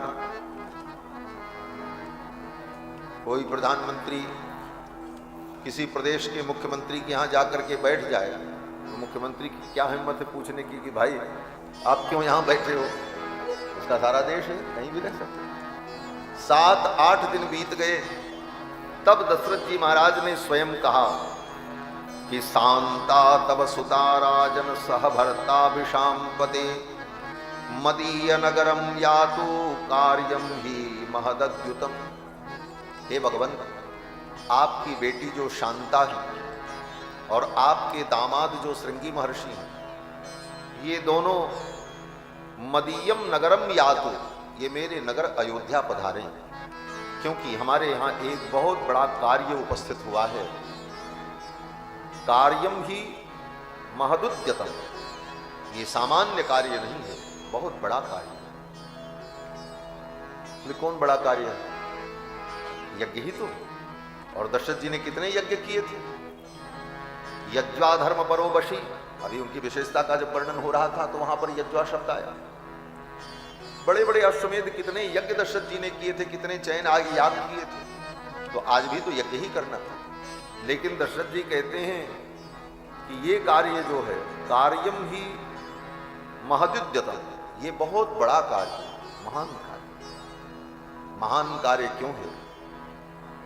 बोले इस यज्ञ के द्वारा भगवान का अवतार होगा, इस यज्ञ के द्वारा भगवान पुत्र बन करके आएंगे। ये महान कार्य है, ये साधारण कार्य नहीं। इसलिए हे भगवान, आप अपनी बेटी शांता को और दामाद श्रृंगी महर्षि को आप मेरे साथ विदा करें, इनके द्वारा हमारा यज्ञ संपादित, क्योंकि ऋषियों ने ऐसा ही कहा। फिर तो रोमपाद महर्षि ने अपनी बेटी शांता को और अपने जामाता श्रृंगी ऋषि को आदरपूर्वक दशरथ जी के साथ विदा किया। दशरथ जी महाराज शांता जी को और श्रृंगी महर्षि को लेकर के अयोध्या आए। ततः काले बहुतिथे कस्मिश्चित सुमनोहरे बसंते समनुप्राप्ते राज्ञो यष्टुम मनोभवत। श्रृंगी ऋषि आ गए, शांता जी आ गई, यज्ञ की सारी सामग्री आ गई, यज्ञ मंडप बन गया, सारी तैयारी हो गई। लेकिन यज्ञ प्रारंभ नहीं हुआ। क्यों? बोले सब कुछ आ गया था, एक चीज नहीं आई थी। बोले क्या नहीं आया था? बोले मुहूर्त नहीं आया। मुहूर्त आए तब यज्ञ प्रारंभ हो। सारी तैयारी करके मुहूर्त की प्रतीक्षा करनी चाहिए। कितना सुंदर संकेत है कि सब तैयारी हो गई, श्रृंगी ऋषि आ गए, वस्तुएं आ गई, यज्ञ मंडप बन गया, लेकिन सबके तैयार हो जाने के बाद ततः बहुतिथे काले, श्रृंगी ऋषि के आने के बहुत दिन बाद, कई दिनों बाद, बसंते समनुप्राप्ते, जब बसंत ऋतु आई तो बसंत ऋतु में यज्ञ का शुभारंभ हुआ, क्योंकि मुहूर्त बसंत ऋतु में। यज्ञ जब प्रारंभ हुआ, अश्वमेध यज्ञ 1 वर्षों तक चला। अश्वमेध यज्ञ 1 दिन का नहीं होता, 1 वर्ष उसमें समय लगता। बहुत सारी क्रियाएं होती हैं, बहुत सारे विधान होते हैं। 1 वर्ष तक अश्वमेध यज्ञ चला। पुनः प्राप्ते बसंते तु पूर्ण संवत्सरो भवत्। पुनः बसंत ऋतु आई, 1 संवत्सर पूरा हो गया, 1 वर्ष पूरा हो गया, और तब यज्ञ की पूर्णाहुति का समय आया। यज्ञ की पूर्णाहुति में दशरथ जी महाराज ने बड़े बड़े राजाओं को आमंत्रित किया, अपने मित्रों को और अपने प्रियजनों को, और अपने दूतों को आदेश दिया, कहीं भी किसी प्रकार की कोई कमी न हो, जितने लोग आए उनका स्वागत हो, सत्कार हो, सबको भोजन दिया जाए। दातव्यमन्नम विधिवत, विधि पूर्वक लोगों को अन्नदान किया जाए। ये विधि पूर्वक अन्नदान क्या है? बोले सत्कृत्य। दातव्यमन्नम विधिवत सत्कृत्य। दशरथ जी कहते हैं सत्कार पूर्वक लोगों को अन्न दिया जाए। किसी को अन्नदान करो, भोजन कराओ, और उसका अपमान करके उसे खिलाओ, बोले वो अन्नदान व्यर्थ हो जाए। प्रेम पूर्वक, सम्मान पूर्वक उसे अन्नदान, वस्त्रदान, वस्तुदान दिया जाए। दान में सम्मान का बहुत बड़ा महत्व है, और अनादर पूर्वक आप दान करते हैं, चलो चलो हटो, ले लिया, चलो इधर चलो, उनको आने दो, ऐसी भाषा अगर है तो वह तुम्हारा दान व्यर्थ हो जाए। दशरथ जी महाराज कहते हैं दातव्यमन्नम विधिवत सत्कृत्य न तु लीलया। ये शब्द और भी महत्वपूर्ण है। सत्कृत्य न तु लीलया। किसी को अन्न वस्त्रादि का दान करो सत्कार पूर्वक, प्रसन्नता पूर्वक, सम्मान पूर्वक, न तु लीलया। लीलया का मतलब लीला पूर्वक नहीं, बनावटी व्यवहार दिखा करके नहीं, वास्तव में तुम्हारे अंदर वो भाव, न तु लीलया।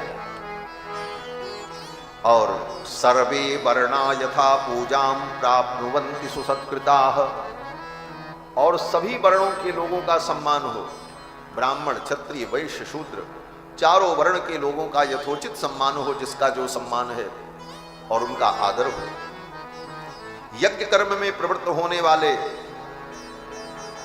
जो ऋषि मुनि महात्मा हैं, उनका पूर्ण सम्मान हो।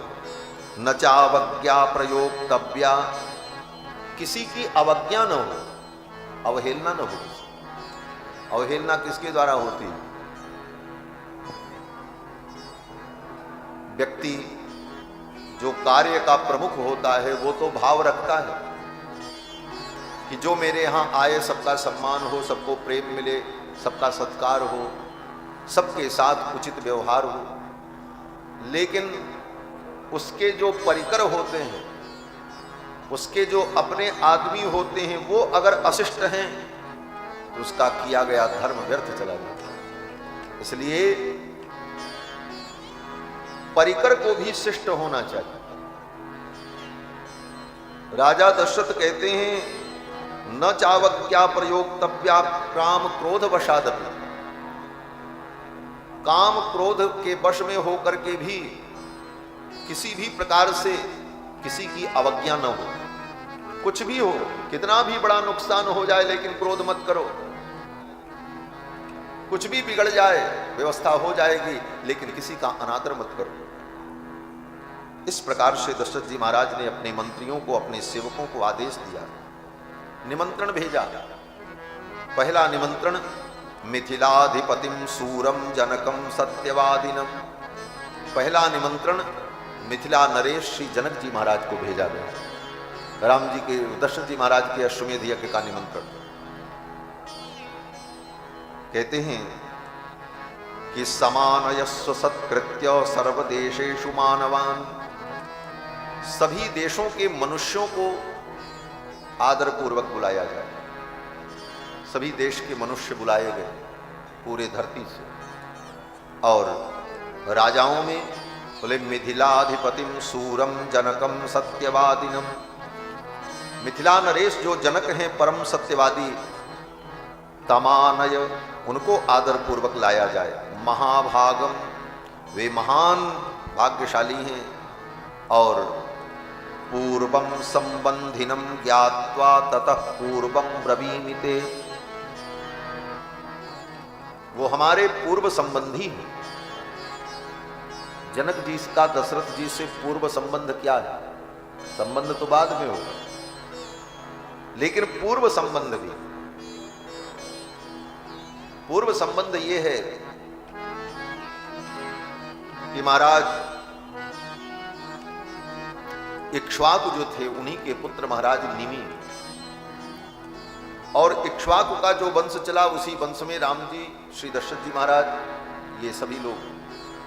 तो इक्ष्वाकु का ही वंश जो है, उसी वंश की एक शाखा जनक वंश है। दोनों एक ही वंश था पूर्व में। इक्ष्वाकु की ही संतान महाराज निमि थे। लेकिन वो गुरुदेव वशिष्ठ जी को लेकर के जो विवाद हुआ, फिर वो वंश वशिष्ठ जी को छोड़कर गौतम मुनि को अपना पुरोहित मान लिया, कुलगुरु मान लिया। तो वो दोनों वंश भिन्न भिन्न स्थापित हुए, जनक वंश और अयोध्या का राजवंश। लेकिन संबंध दोनों का बहुत पुराना है। यहां पर जो वाल्मीकि जी ने पंक्ति कही, पूर्वम संबंधिनम ज्ञात्वा, अब इस शब्द को आगे पीछे कर दें तो पूर्वम ज्ञात्वा, पहले ही जानकर। क्या जानकर? बोले भविष्य में इनसे हमारा संबंध होगा, ये हमारे संबंधी बनेंगे, यह जानकर। पूर्वम संबंधिनम ज्ञात्वा,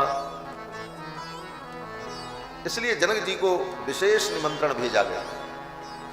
और इसके बाद तथा काशी पतिम स्निग्धम सततम प्रियवादिनम, काशी नरेश को निमंत्रण गया।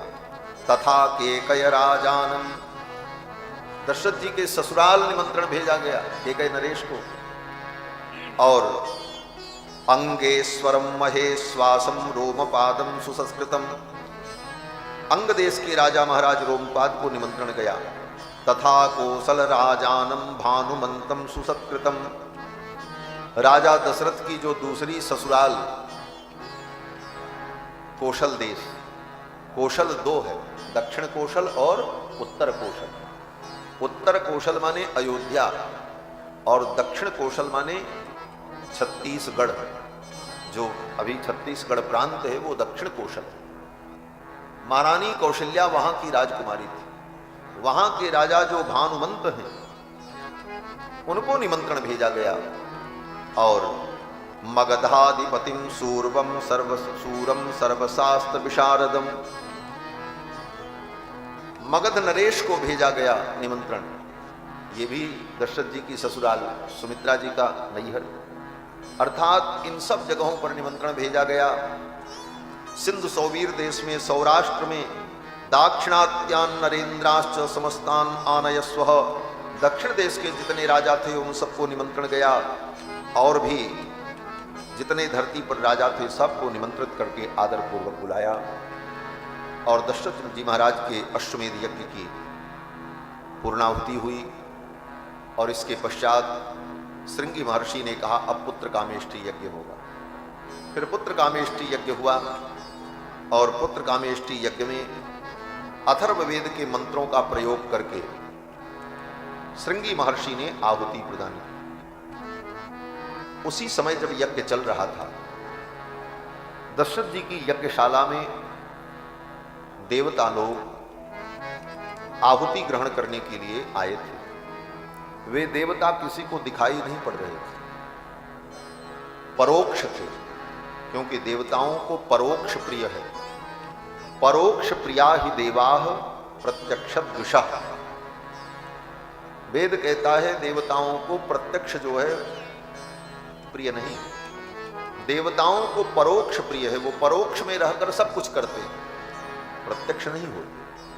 बहुत साधना उपासना के बाद देवताओं का दर्शन होता है, वो प्रत्यक्ष होते, करते सब है। तो देवता आए दिव्य रूप से और यज्ञ मंडप में आहुति ग्रहण करने के लिए उपस्थित हुए। ब्रह्मा जी आए, इंद्र आए, चंद्रमा आए, बृहस्पति आए, सब आए। सब देवता जब आए तो उन देवताओं में आपस में चर्चा होने लगी। सभी देवता ब्रह्मा जी से कहने लगे, महाराज आपके कारण हम सब दुखी हैं। ब्रह्मा जी ने कहा, मेरे कारण? देवताओं ने कहा कि आपके वरदान से ही रावण अजेय होकर हम सब देवताओं को दुख दे रहा है। देवताओं ने कहा, भगवस्तत्प्रसादेन रावणो नाम राक्षसः। आपके ही प्रसाद से, प्रसाद माने कृपा, आपकी ही कृपा से रावण हम सब देवताओं को दुख दे रहा है। सर्वान्नो बाधते वीर्याच्छासितुम तम न शक्नुमः। हम सबको दुख दे रहा है, हम सब उसका शासन नहीं कर पाते, हम उसे जीत नहीं पाते और वो हमें दुख देता है। ये आपके कारण, आपने ही रावण को वरदान दे करके इतना बलशाली बना दिया है। आपकी ही कृपा से वो रावण इस प्रकार के बल को प्राप्त करके उद्धत हो गए और हम देवताओं को दुख दे रहा है। ब्रह्मा जी चुप हो गए, क्योंकि ब्रह्मा जी ने ही तो वरदान दिया। सब देवता ब्रह्मा जी से कहने लगे, आपके कारण ही ये सब कुछ हो रहा है। ब्रह्मा जी की वो स्थिति हो गई जैसे घर का बच्चा दादाजी को बड़ा प्यारा हो और वो बच्चा बिगड़ जाए तो घर के अन्य लोग क्या कहते हैं? बोले, दादाजी को ही सुनाते हैं, आपके कारण ही ये सब हो रहा है। जब हम उसे डांटते थे, फटकारते थे तो आप बीच में बोल देते, आप उसका पक्ष लेते थे, इसीलिए आज ये इतना बिगड़ गया। उसी प्रकार देवता लोग ब्रह्मा जी से कह रहे हैं, आपके कारण ये सब हुआ। रावण इतना उद्धत हुआ, उसको वरदान देना, उसे बढ़ाना, ये सब आपके द्वारा। ब्रह्मा जी बेचारे सुन करके खड़े थे, किसी को उत्तर नहीं दे पा रहे। और सही में रावण ने सबको दुख दे रखा। भगवान शंकर तो प्रतिदिन रावण के दरबार में समय से जाकर के बैठ जाते थे और कहते थे, लंकेश मैं आ गया हूं, पूजा कर लो, और तुम्हारी पूजा हो जाए तो मैं अपने घर जाऊं। अपनी पूजा कराने के लिए भगवान शंकर को रावण के दरबार में समय से जाना पड़ता। ब्रह्मा जी समय से जाकर के रावण के दरबार में वेद पढ़ते थे। समय तय था, इतने बजे से इतने बजे तक ब्रह्मा जी को वेद पाठ करना है, उससे पहले नहीं, उसके बाद नहीं। ये मैं नहीं कह रहा हूं, गोस्वामी तुलसीदास जी महाराज लिखते हैं कि वेद पढ़ें विधि, विधि ब्रह्मा वेद पढ़ने जाते थे। वेद पढ़ें विधि शंभु सभीत, पूजावन रावण सो नित आवे। शंभु सभीत, समय से भगवान शंकर जाकर के अपनी पूजा करा लेते थे। देवगुरु बृहस्पति मंगल पाठ करने के लिए जाते थे और अगर ज्यादा बोल दें, जितना समय उनको बोलना है उतना ही बोलना है, उससे ज्यादा नहीं। अगर ज्यादा बोल दें तो रावण का सेवक बृहस्पति को डांट लगाता था। रावण का नौकर डांटता था देवगुरु बृहस्पति को, स्वल्पम जल्प बृहस्पते जड़मते, अय जड़मती बृहस्पति, स्वल्पम जल्प, कम बोलो बस। तूष्णीम बहिस्थीयताम, चुपचाप बाहर जाकर के बैठ जाओ, जब तुम्हारी जरूरत पड़ेगी तो बुलाया जाए। ब्रह्मन अध्ययन से नैष समय। कभी ब्रह्मा जी समय से पहले पहुंच जाए वेद पढ़ने के लिए तो रावण के सेवक रोक देते थे, बोले अभी समय नहीं हुआ। ब्रह्मन अध्ययन से नैष समय, अभी वेद पढ़ने का समय नहीं, अभी आप बाहर बैठिए, जब आपका समय होगा तो आपको बुलाया जाए। ये रावण का तब था। देवताओं ने कहा महाराज हम बड़े दुखी, और आपके कारण से ब्रह्मा जी के इस दुख को देखकर भगवान से रहा नहीं गया, और उन देवताओं के मध्य में भगवान नारायण अपने गरुड़ पर बैठ करके आ गए। बोलो श्री लक्ष्मी नारायण भगवान की जय। भगवान नारायण को उन देवताओं ने बुलाया नहीं, प्रार्थना नहीं की। अभी तो केवल ब्रह्मा जी को सुना रहे थे कि आपके कारण ये सारी समस्या, और ब्रह्मा जी सुन करके उत्तर नहीं दे पा रहे थे। तो भगवान के हृदय में करुणा उत्पन्न हुई, मेरे पुत्र ब्रह्मा को इतना सुनना पड़ रहा। अपने पुत्र ब्रह्मा के प्रति करुणा भाव से युक्त होकर भगवान वहां प्रकट हो गए। महर्षि वाल्मीकि कहते हैं एतस्मिन्नंतरे विष्णु उपयातो महाद्युति, परम तेजोमय भगवान विष्णु वहां पर आ गए उन देवताओं के मध्य में। क्या रूप है भगवान का? वाल्मीकि जी कहते हैं शंख चक्र गदा पाणि, शंख चक्र गदा पद्म धारण किए हुए, पीतवासा जगतपति, पीतांबर धारण किए हुए जगतपति भगवान। और कैसे आए? बोले वैनतेयम समारोह्य, अपने गरुड़ पर बैठ करके भगवान आए। वंद्यमान सुरोत्तमैहि, देवता लोग भगवान की स्तुति करने लगे। सबने भगवान के चरणों में प्रणाम किया जब भगवान को देखा। और फिर सभी देवताओं ने, ब्रह्मा जी ने भगवान से कहा हे भगवान, त्वाम नियोक्षामहे विष्णु लोकानां हितकाम्यया। हे भगवान विष्णु, हे व्यापक परमात्मा, हम आपसे प्रार्थना करते हैं कि लोक के हित के लिए आप रावण का वध करें। रावण के वध से लोक का हित होगा। और ये महाराज दशरथ यज्ञ कर रहे हैं, इनकी 3 पत्नियां हैं। अस्य भार्यासु तिस्रीषु, इनकी जो 3 भार्याएं हैं, ह्री श्री कीर्ति उपमासु च, जो ह्री श्री और कीर्ति का स्वरूप है, ऐसी उन 3 भार्याओं के माध्यम से विष्णोः पुत्रत्वमागच्छ। देवताओं ने प्रार्थना की आप इनके पुत्र बन जाओ, पुत्रत्वमागच्छ। किस प्रकार से? बोले कृत्वात्मानं चतुर्विधम, अपने आप को 4 रूपों में आप प्रकट कर दो, और इन 3 महारानियों के माध्यम से आपका अवतार हो। और तत्त्वत्वं मानुषो भूत्वा, और मनुष्य के रूप में आकर प्रवृद्धम लोक कंटकम, जो संसार के लिए कंटक बना हुआ है, ऐसे रावण का आप वध करो, रावण को आप मारो। इसीलिए हम आपसे प्रार्थना करते हैं। सभी देवताओं ने भगवान से जब प्रार्थना की तो वहीं यज्ञ मंडप में भगवान ने उन देवताओं को आश्वस्त किया। भगवान ने कहा भयम त्यजत, निर्भय हो जाओ, अब कोई भय नहीं है, मैं आ गया। भयम त्यजत भद्रम वो हितार्थम युधि रावणम, आप सबके हित के लिए युद्ध में मैं रावण को मार दूं। लेकिन इतना कहने पर भी सबका चेहरा उदास बना रहा, देवता प्रसन्न नहीं।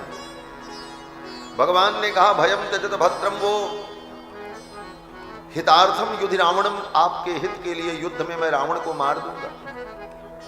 देवता लोग उदास खड़े रहे।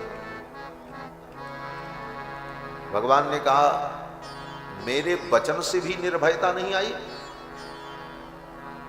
निर्भय हो देव समुदाय, देव समुदाय को निर्भय हो जाना चाहिए।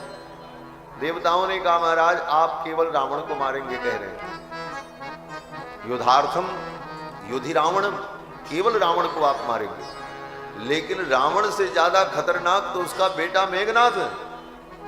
अगर वो बचा रह गया तो रावण के मारने से भी हमारा दुख दूर नहीं। रावण से भी ज्यादा भयानक तो उसका भाई है कुंभकर्ण, और कितने असुर हैं। हमारा दुख कैसे दूर होगा? तो भगवान ने कहा अच्छा तो सपुत्र पौत्रम सामात्यम। भगवान ने कहा सुन लो, रावण को तो मारूंगा, उसके बेटे को भी मारूंगा। सपुत्र पौत्रम, उसके जो नाती पोता हैं उन सबको मार डालूंगा। सपुत्र पौत्रम सामात्यम, जो उसके आमात्य हैं, जो उसके मंत्री हैं, उन सबको मैं मारूंगा। समंत्रिक ज्ञाति बांधवम, जो उसके बंधु बांधव हैं, जो उसके पक्ष से आएंगे, उन सबको मैं मार दूंगा। हत्वा क्रूरम दुराधर्षम, ऐसे दुर्धर्ष रावण के संपूर्ण वंश का मैं संहार करूंगा। आप चिंता मत करो। सब देवता प्रसन्न हो, लेकिन एक देवी फिर भी उदास थी। वो देवी कौन थी? बोले वो देवी भूदेवी, ये धरती जो गाय के रूप में सदा उपस्थित होती। जब जब धरती पर संकट होता है तो धरती गाय का रूप धारण करके भगवान के सामने उपस्थित होती।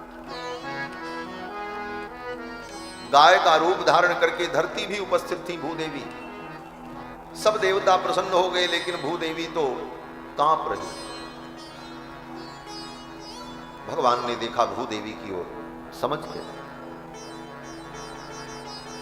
सबसे ज्यादा दुख तो भूदेवी को उठाना पड़ा है। देवता तो भाग करके स्वर्ग में चले जाते, कंदराओं में छिप जाते थे रावण के आतंक से बचने के लिए। देवन तके मेरी गिर पोहा, लेकिन ये धरती कहां जाए? इसी धरती की छाती पर, इसी धरती के सिर पर रावण उत्पात करता था, और जब रावण चलता था तो ये धरती कांपती थी महाराज। चलत दसानन डोलत अवनी, चलत दसानन डोलत अवनी, गर्जत गर्भ सवई सुर रवनी, गर्जत गर्भ सवई सुर रवनी, गर्जत गर्भ सवई सुर रवनी।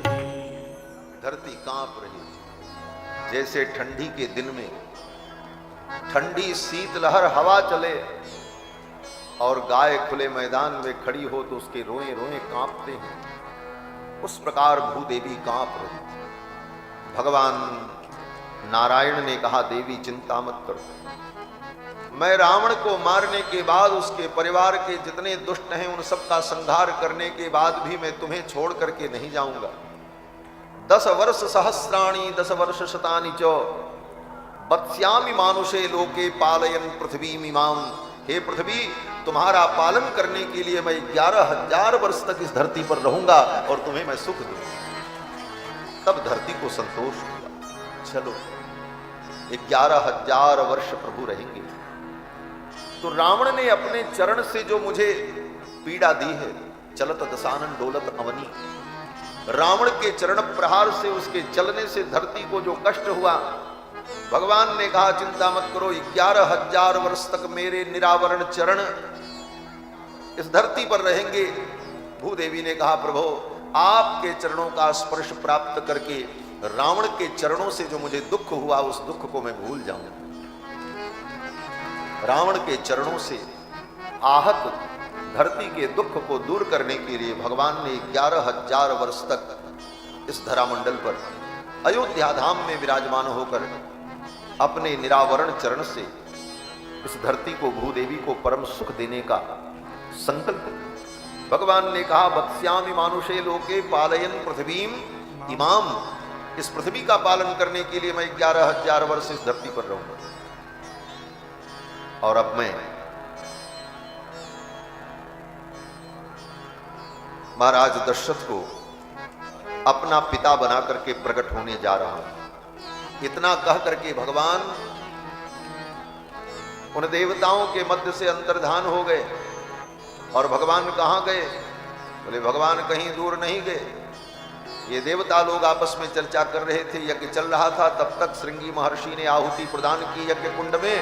अग्नि देवता चरु लेकर के निकले, और अग्नि देवता जब चरु लेकर के निकले तो उसी चरु के अंदर भगवान प्रविष्ट हो गए। भगति सहित मुनि आहुति दीने भगत सहित मुनि आहुति दीने जगते अग्नि चरु कर लीने भगते अग्नि चरु कर लीने जो वशिष्ठ कछु हृदय विचारा जो वशिष्ठ कछु हृदय विचारा सकल काज भाषित तुम्हारा सकल काज भाषित तुम्हारा यह विवाट देव नृप जाई यह विवाट देव नृप जाई तथा जोग जी भाग बनाई तथा जोग जय भाग बनाई हम अतिश्य भय पावक सकल सबई समझाई तब वशिष्ठ भय पावक सकल सबई समझाई परमानंद मगन नृप हर्ष हृदय समाई परमानंद मगन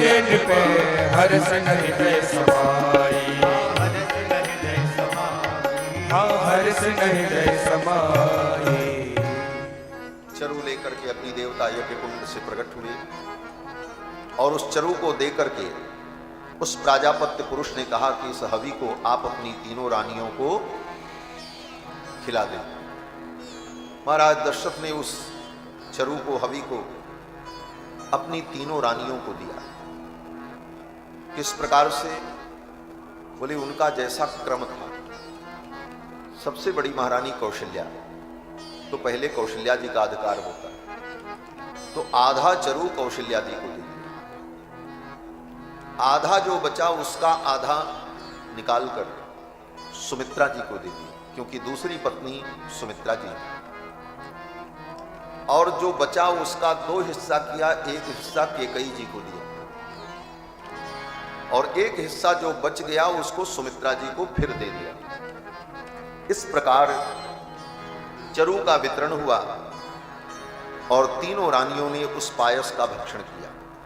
कौशल्यायै नरपति पायसार्थम ददौ तदा, उस पायस का आधा हिस्सा कौशल्या को दिया और अर्धात् अर्धम ददौ चापि सुमित्रायै नराधिपः, आधे का आधा सुमित्रा जी को दिया और जो बचा उसमें 2 भाग करके एक भाग केकई जी को और एक भाग फिर सुमित्रा जी को। इस चरु के भक्षण से तीनों रानियां अंतर्वतनी हुई, गर्भवती हुई और इनके गर्भ में 4 रूपों में भगवान आए। पुत्रत्वम तु गते विष्णु, पुत्रत्वम तु गते विष्णु, भगवान विष्णु ही गर्भ में पुत्र के रूप में आए। और इधर देवताओं ने ब्रह्मा जी की सभा में चर्चा की। ब्रह्मा जी ने कहा एक काम करो, जब भगवान धरती का भार उतारने के लिए अवतार लेने जा रहे हैं तो उन भगवान की लीला में सहयोग करने के लिए तुम देवता लोग भी अपने अपने अंश से अपनी अपनी संतानों को प्रकट करो धरती पर राम जी की सेवा के लिए। ब्रह्मा जी के इस आदेश को प्राप्त करके देवताओं ने अपने अपने अंश से बानर भालू के रूप में अवतार लिया। बानर तनु धरि धरि मही हरिपद सेवहु जाय। ब्रह्मा जी ने कहा बानर रूप धारण करके, वृक्ष का रूप धारण करके भगवान हरि की सेवा के लिए जाओ। लेकिन ये आदेश देने के पहले ब्रह्मा जी ने स्वयं अपने अंश से जाम्बवान नाम के बानर को पहले ही उत्पन्न कर दिया। दूसरे को उपदेश देने के पहले स्वयं उपदेश का पालन करना चाहिए। स्वयं पालन न करे और दूसरे को उपदेश दे। पर उपदेश कुशल बहु तेरे, जे आचरहि ते नर न घनेरे। तो ब्रह्मा जी केवल उपदेश नहीं देते, स्वयं करके दिखाते। ब्रह्मा जी ने कहा पूर्वमेव मया सृष्टो जाम्बवान वृक्ष पुंगवः, मैंने पहले ही अपने अंश से जाम्बवान नाम के वृक्ष को उत्पन्न कर दिया। ब्रह्मा जी के अंश से जामवंत जी पहले ही प्रकट हो गए। ब्रह्मा जी ने कहा कि हमने तो प्रकट कर दिया, अब तुम देवता लोग भी अपने अपने अंश से प्रकट करो। फिर तो सब देवताओं ने अपने अपने अंश से बानर भालुओं को उत्पन्न किया। विश्वकर्मा ने नल नाम के बानर को उत्पन्न किया। कुबेर ने अपने अंश से गंधमादन नाम के बानर को उत्पन्न किया और पवन देवता ने वायु देवता ने अपने अंश से हनुमान नाम के बानर को उत्पन्न किया। मारुतस्य औरसः पुत्रः हनुमान नाम बानर। इस प्रकार से सभी बानर देवताओं ने अपने अपने अंश से बानरों को और वृक्षों को उत्पन्न किया और सब यत्र तत्र प्रकट होकर के धरती पर फैल गए। राम जी की लीला में आगे सब सहयोग करें और सब प्रतीक्षा करने लगे, राम जी आएंगे तो हम उनकी लीला में सहयोग करें। ये सब बानर भालू देवता ही थे। वो एक विशेष सृष्टि थी ब्रह्मा जी के आदेश से। वो ऐसे बंदर भालू नहीं थे, मनुष्य की भाषा में बोलते थे,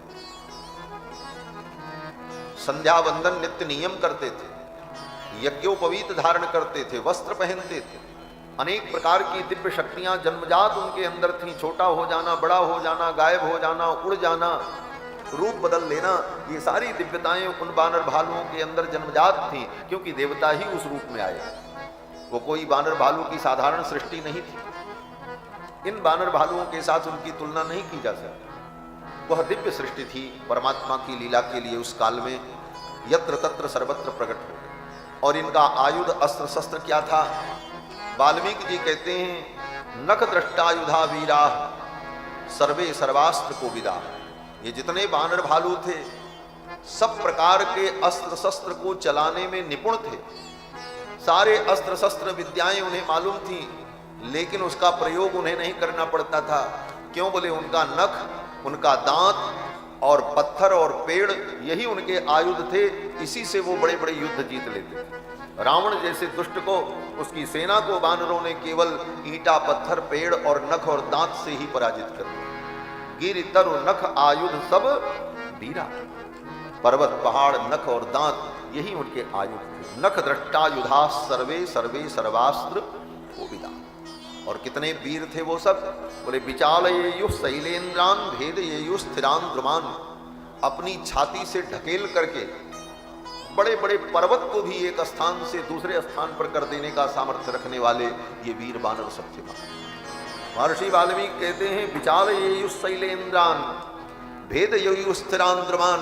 बड़े बड़े वृक्षों को अपनी फूंक से उड़ा देने वाले ऐसे वीर बानर सब थे और यत्र तत्र प्रकट हो गए, जिनकी गर्जना करने पर महाराज नर्दमानाश्च नादेन पातेयुर्विहंगमान। वे बानर इतने बलशाली थे महाराज। गंधमादन, सुषेण, नल, नील, द्विविद, ये सब बानर इतने पराक्रमी थे कि धरती पर बैठ करके गर्जना कर दें तो आकाश में उड़ने वाले पशु पक्षी धरती पर गिर जाते थे। उनकी केवल आवाज